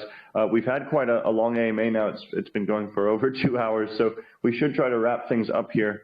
But there's a lot of, if you guys have more questions as well, feel free to ask in the Crypto Hideout chat. Feel free to ask in the Elephant Money Telegram chat as well. Those guys are over there all the time. There's always going to be someone to answer your question. I know people have been having some trouble with, like, when they join the chat, guys, they're muted for 1 day, and then they can only begin to speak or say anything after 24 hours. So I think maybe you need to change something with the settings or something. I'm not sure why that is, but yeah. So make sure to look into the project yourself. Look through the website, look through the white paper as well, and just try to wrap your head around about how it works as well. So Yeah, I don't know what is there, anything else you'd like to touch on in particular that we may have missed, guys? No, I'm good unless BT has something. No, I just I'm looking at the screen that you're sharing right now. I usually look at it with the time frame extended a little bit, but with this time frame scrunched up a little bit, it's just like it's easier to see. It's easier to see what's actually going on. So, just I thought that was interesting. Bankteller, what's the plan here? I know you said you have connections to like music artists and people that have a lot of money. Apparently, you've said that, and you're going to some conferences to speak about elephant money and everything. What is the plan here when it comes to marketing coming up for the future? Or what is the plan for networking with these individuals as well? I think this is a decentralized project. So as much as I say that, no guarantees. This is just what I'm doing. It's what I'm personally doing as a member of the herd, what I can do. But everyone should focus on what they can do, and so everyone should be. Some of us are bigger influencers than others, right? So, but everyone should have influence over like their friends and family and things like that at a base minimum. Just employing that, we can grow geometrically. That geometric growth's not happening now, so that's I'm banging my fist on the table to for people to really get out of their own way and really do that. That is the most important thing. If we don't need all those people if we just do that, because basically the way you want to look at it again mathematically, we have a sort of per capita level of investment, per person in this system, average investment in this system. So literally, all we have to do is depend on geometric growth to figure out where we could potentially be. And for us to say, for example, the average investment was $10,000. I know that's not true. I think it's probably a lot less, but it's somewhere over $1,000 between $10,000. If we added another 1,800 people, 18,000 people, if we just doubled our numbers with an average investment of $10,000, guess what? That's $180 million already. We'll already meet our target. We'll already be a top 10 project by just doubling our numbers.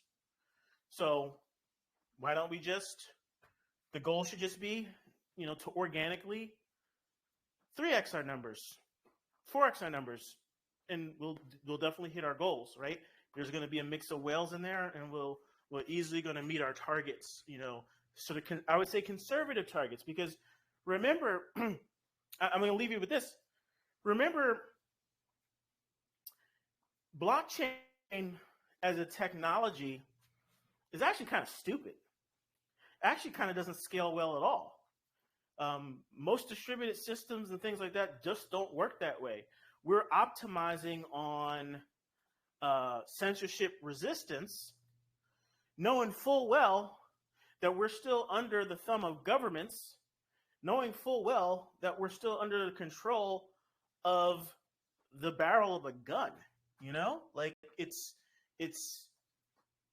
silly to it should be about changing lives.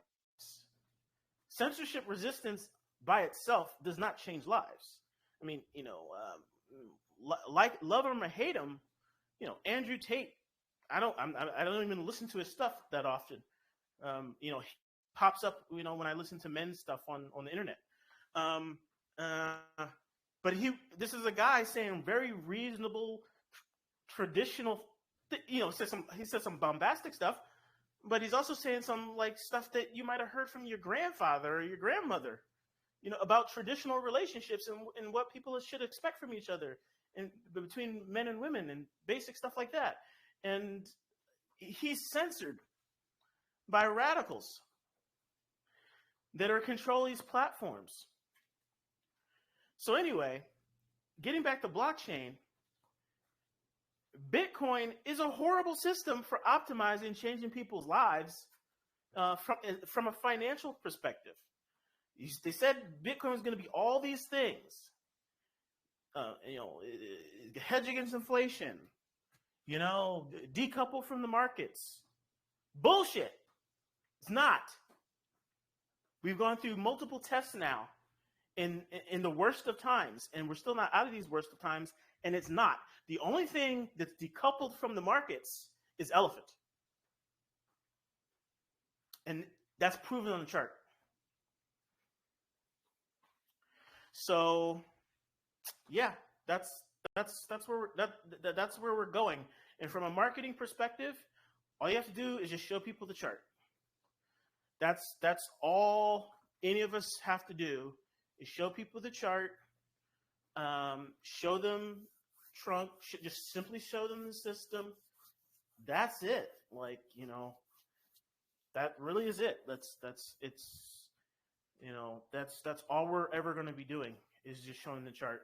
And then myself from a personal perspective, or just if you take SK, or if you take any of the people who are working hard to get the word out, where they're writing medium articles and things like that, we're all the same. We're all ambassadors.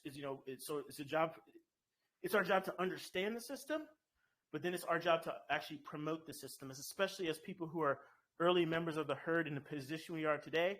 Everyone, if you can afford one Bitcoin, then you can afford to change your life in a more mathematically certain way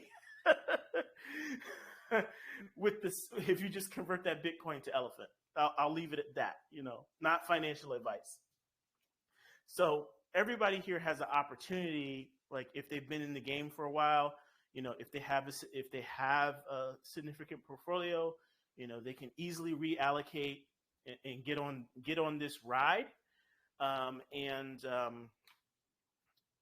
Literally just get everyone to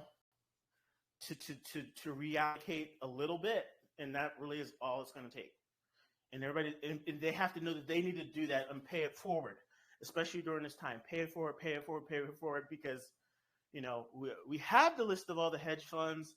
We're not calling all the hedge funds, right? Let them find out about Elephant on their own. Okay.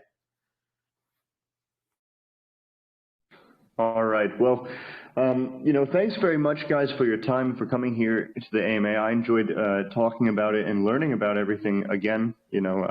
Once again, I really enjoyed these chats, and I had a great time myself. So it was great to have you guys in here.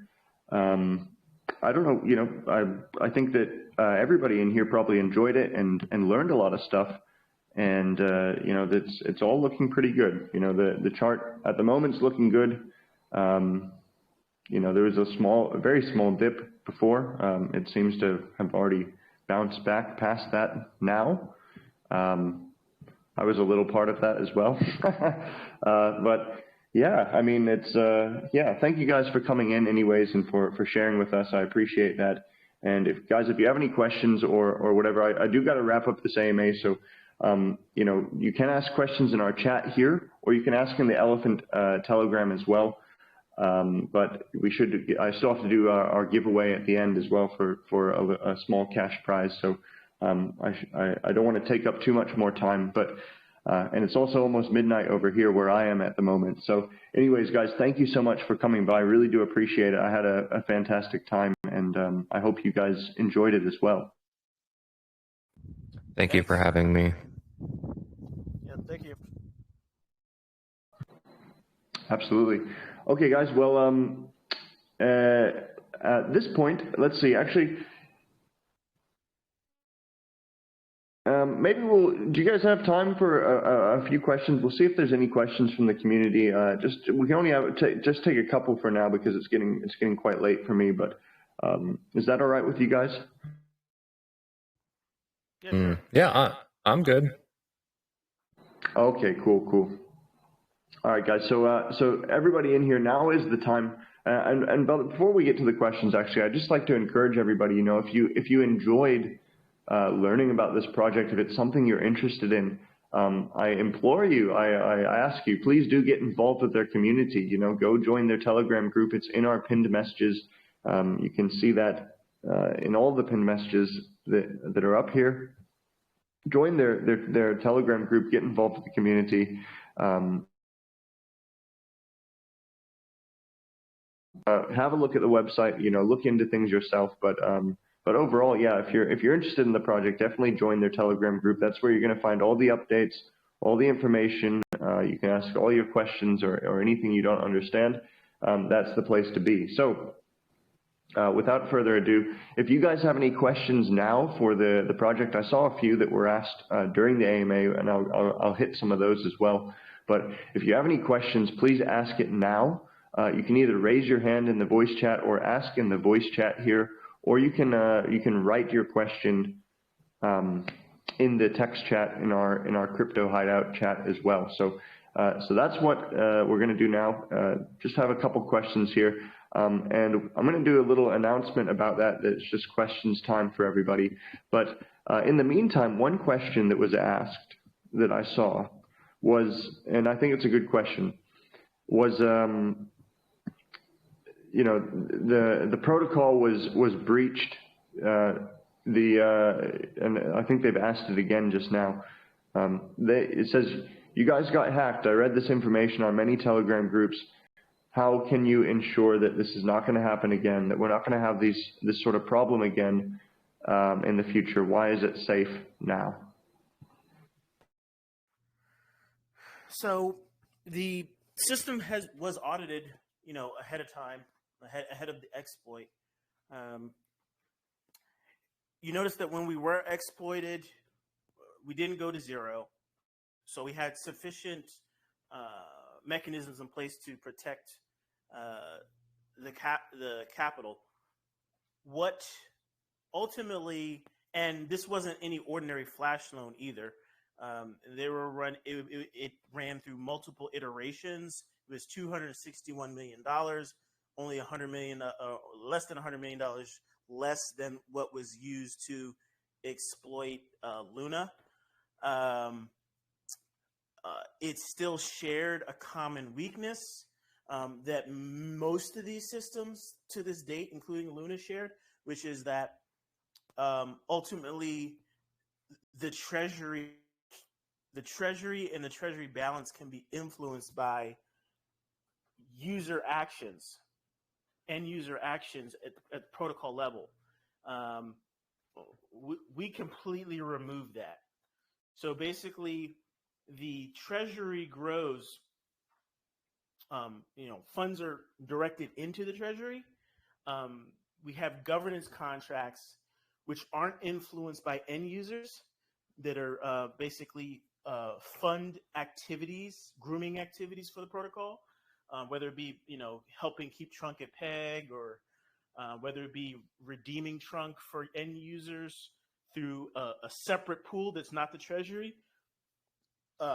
Any of those activities run on a schedule, which is determined by an overall APR. That APR can be dialed down low, can be less than 1% of the entire treasury, and that gets paid out, like, you know, it gets paid out over the year. It's an APR, so it gets paid out over the year down to the second.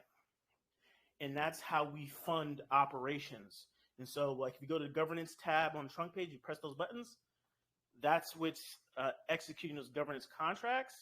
That's the only thing, those are the only things that can remove funds from the treasury. Other than that, all we have is lock liquidity, which has never been a problem. We've never had a problem with our lock liquidity. You know, Elephant token by itself, you know, the exploit did nothing but provide an opportunity to get in at a cheaper price. You can see that by the chart. We're positive on all time frames. So regardless of, you know, any business is going to go through ups and downs. We're positive on all time frames, which means that this particular up and down, right, this exploit was nothing but an opportunity for investors, no matter when they got in, right? So in that coarse in the coarse grain time frame perspective, right? So like if you got into the absolute top, like you're still waiting, okay? But across all time frames, like we're positive, so that's a very good sign. I think another thing that people like forget. So the exploit happened. Did the attacker disappear? No. Are there other attackers? Yes. What does that tell you? Right? It means, the system's stronger.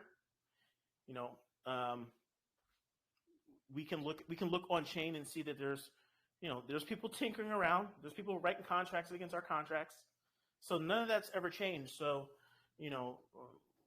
we've been operating for more than a year, closer to 2 years. And so what that means is that we're actually, I take that back, across all the blockchains we've ever operated on, we've had less than a handful of incidents ever. But, I've had to deal with incidents multiple times just because of the prolific nature, just because I'm BT, because I'm pumping out contracts. Like I'm pumping out contracts and trying to solve a real world problem, right? Which is cash flow for all. So, I've made all kinds of mistakes, and I've done all kinds of recoveries to maintain the capital of the community, protect the capital of the community, and get back on track. So one of the reasons why we're back on track is because it's not my first rodeo, having to deal with adversity in a financial environment. So yeah, shit's gonna happen, but it's how you respond that matters, right? Ultimately, when it comes down to elephant money, though, you have to realize that the ultimate buck stops with your private keys, your access to capital in the system, and the locked liquidity. The liquidity is locked; it's owned by the tokens. So what that means is that Elephant and Trunk, and one of the reasons why this recovery had to happen this way is because I can't just sweep everything under the rug. I can't just move liquidity around willy-nilly. I had no access to liquidity. At the start of this recovery, I had a limited amount of funds that were in the treasury that could be administratively moved. I could move 0 funds that were in locked liquidity, which is ultimately the bank. So what does that mean? As an elephant investor,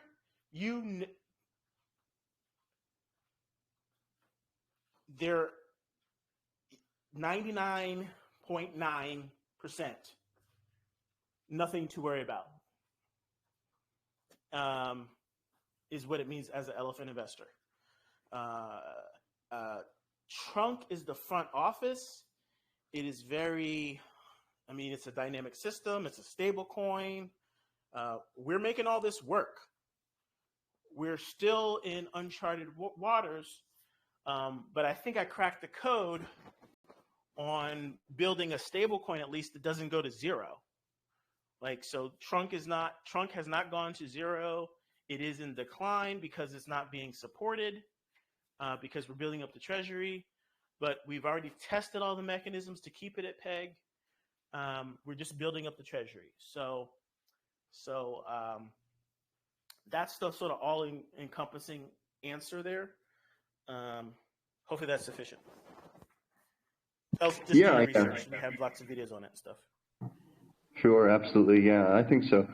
Somebody else asked an interesting question here. We'll do this as the last question because we got to try to wrap things up. But somebody's asked, there are so many projects who have mechanisms to prevent price manipulation, but it still happens. What they want to ask is about the 100% backing of the Elephant token for Trunk. And it says if the smart contract can only sell 1% and the AI doesn't sell, what happens if someone massively dumps the Trunk, like what happened to USDT a couple months ago? Wouldn't that destabilize the Elephant token as well?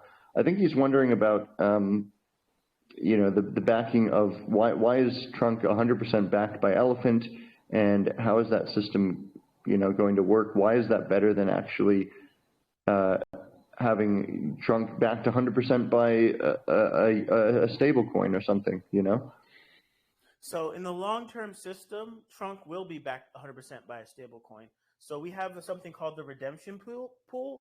In front of that redemption pool is just a contract that holds a bunch of USD. There's a redemption queue in front of it. So if you go in the system, you'll see that the redemption queue is very long, and you'll also see, but people can redeem Trunk at any price and get back $1. So that system's already in place. That's already been built as part of version 5, which addresses all these issues. So when we got it exploited, it wasn't just about the flash loan. It was about what if somebody just did what they did with Luna? Like there was no flash loan with Luna. There was somebody who was well capitalized who just did like an OTC loan or something and just had a crap ton of money, and then we'll starting to exercise the protocol to great effect. So what happened in our attack could have easily been executed manually by a group of actors. So the changes in our architecture addressed all of those issues, right? And it was, and a lot of the reason why we're able to address them that fast is because, like I said, I've been doing this for 25 years, right? Like I've literally been designing financial systems for 25 years. Like it's not just, this is not like, it's not just about being able to write the code and compile it and deploy it. Like people have to realize that things that they're investing in, these are junior level developers who just want to make a quick buck. There's a reason why you're getting these outcomes in DeFi. Because they don't have the experience.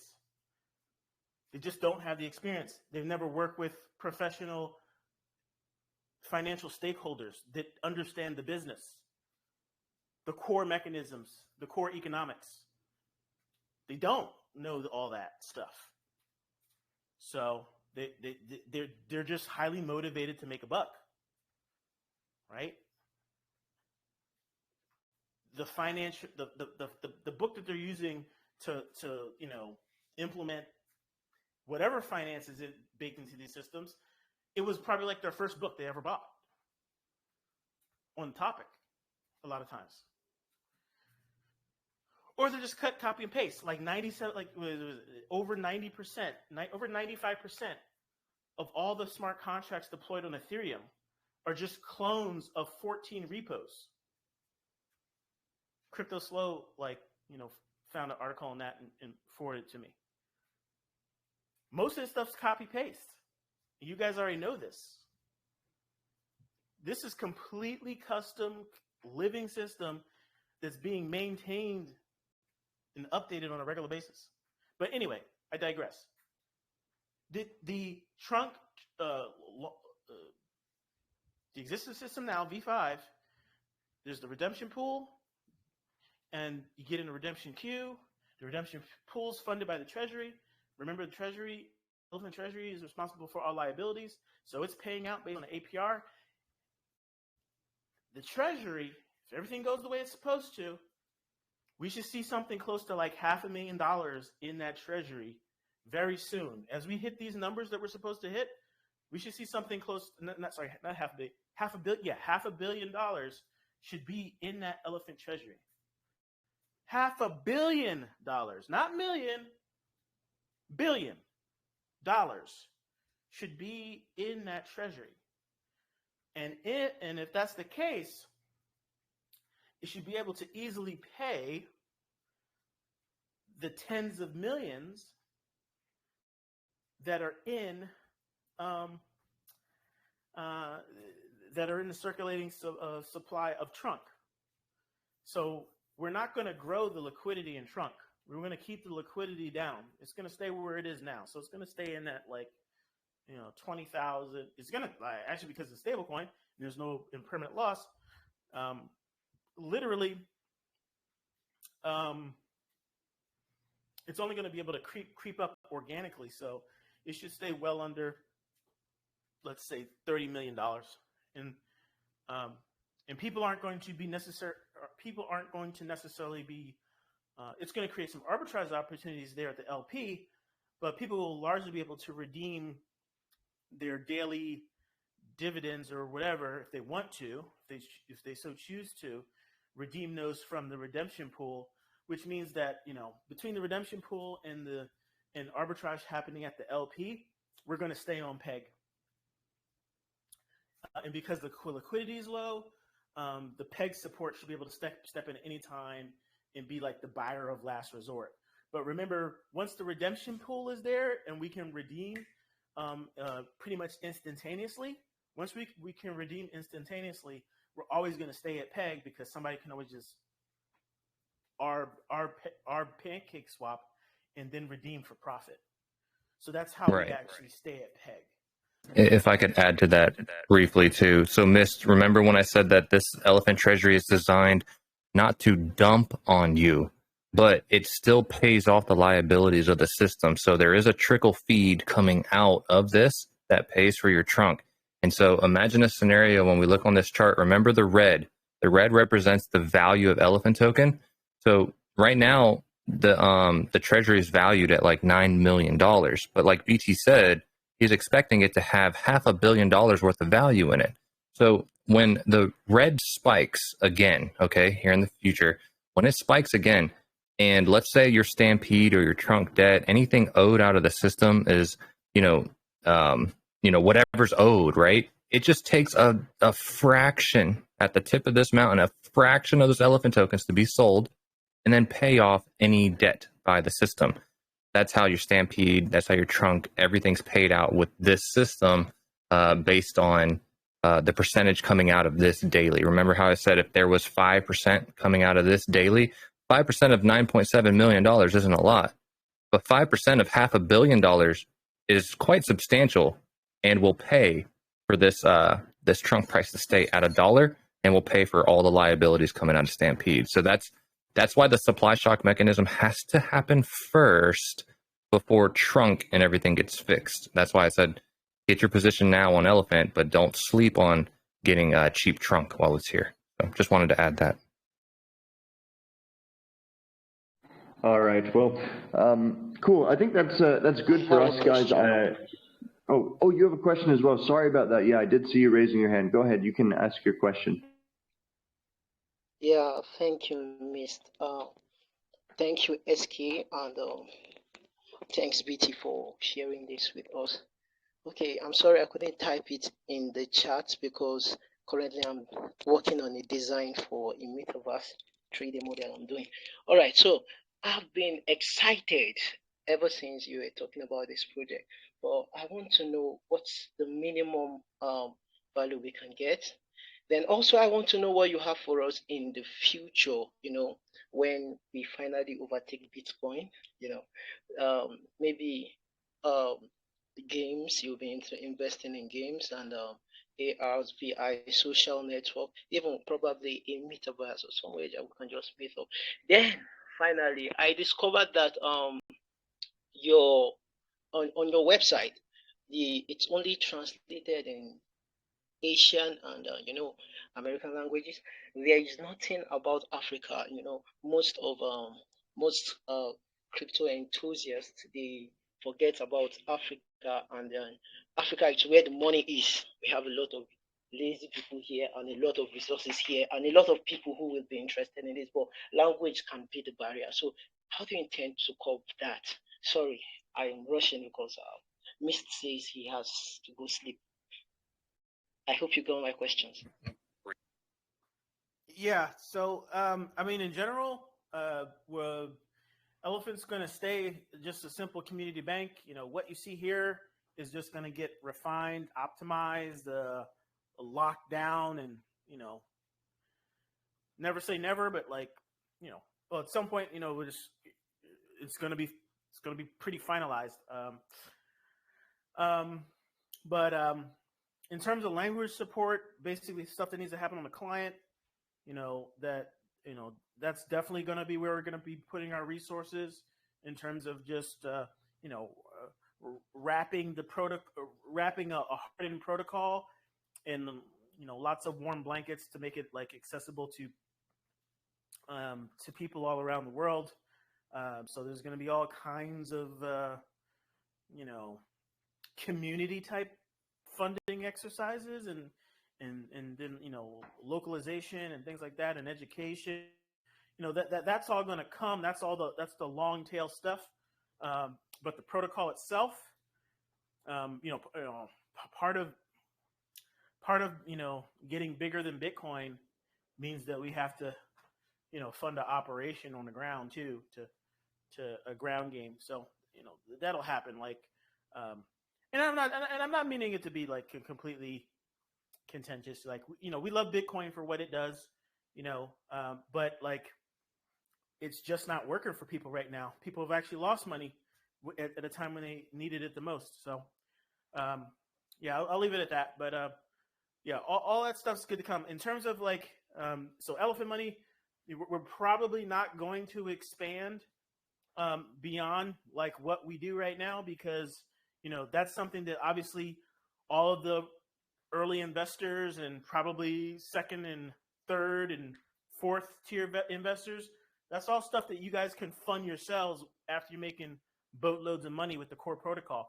Remember that you guys can go out and buy housing or whatever you want to do, make your money however you make your money. This is your bank, and that's how banks work. Banks work in large fund managers, investment managers. The way we work is on a balance sheet. It's our value is determined by the balance sheet. It's by how much cash we have on hand on our balance sheet, and we're not going to be investing it in random willy-nilly things either. We're just going to be driving that constant product formula. We're going to be hoarding BNB, hoarding US dollars forever, like for as long as they exist, for as long as they're relevant. That's that's how we're going to win. We're going to hoard all this cash, and then we're going to drip it out for people to pay their daily expenses, via the front office, via the trunk stampede mechanism. And then we're going to basically onboard the planet for the rest of our lives, and then our children to take over. That's basically how it's going to work. That's basically how Fidelity has worked. Ned Johnson handed over the reins to his daughter, and she's helping manage the world's funds, and she's going to hand it off to the next group of people. And that's why banks are some of the largest running companies in existence, right? It's just part of the business. That's how these things work. And ours is the first one on chain. That someone can invest. Okay, well, fantastic. I hope that answered your question, Mayor of Glory. We're going to wrap things up here now. Guys, thank you for the questions. I appreciate that. And thank you guys from the Elephant team here. Thanks for sharing everything with us and for telling us about Elephant Money. I'm excited for the future. Let's see what the next few weeks do and what's coming up here.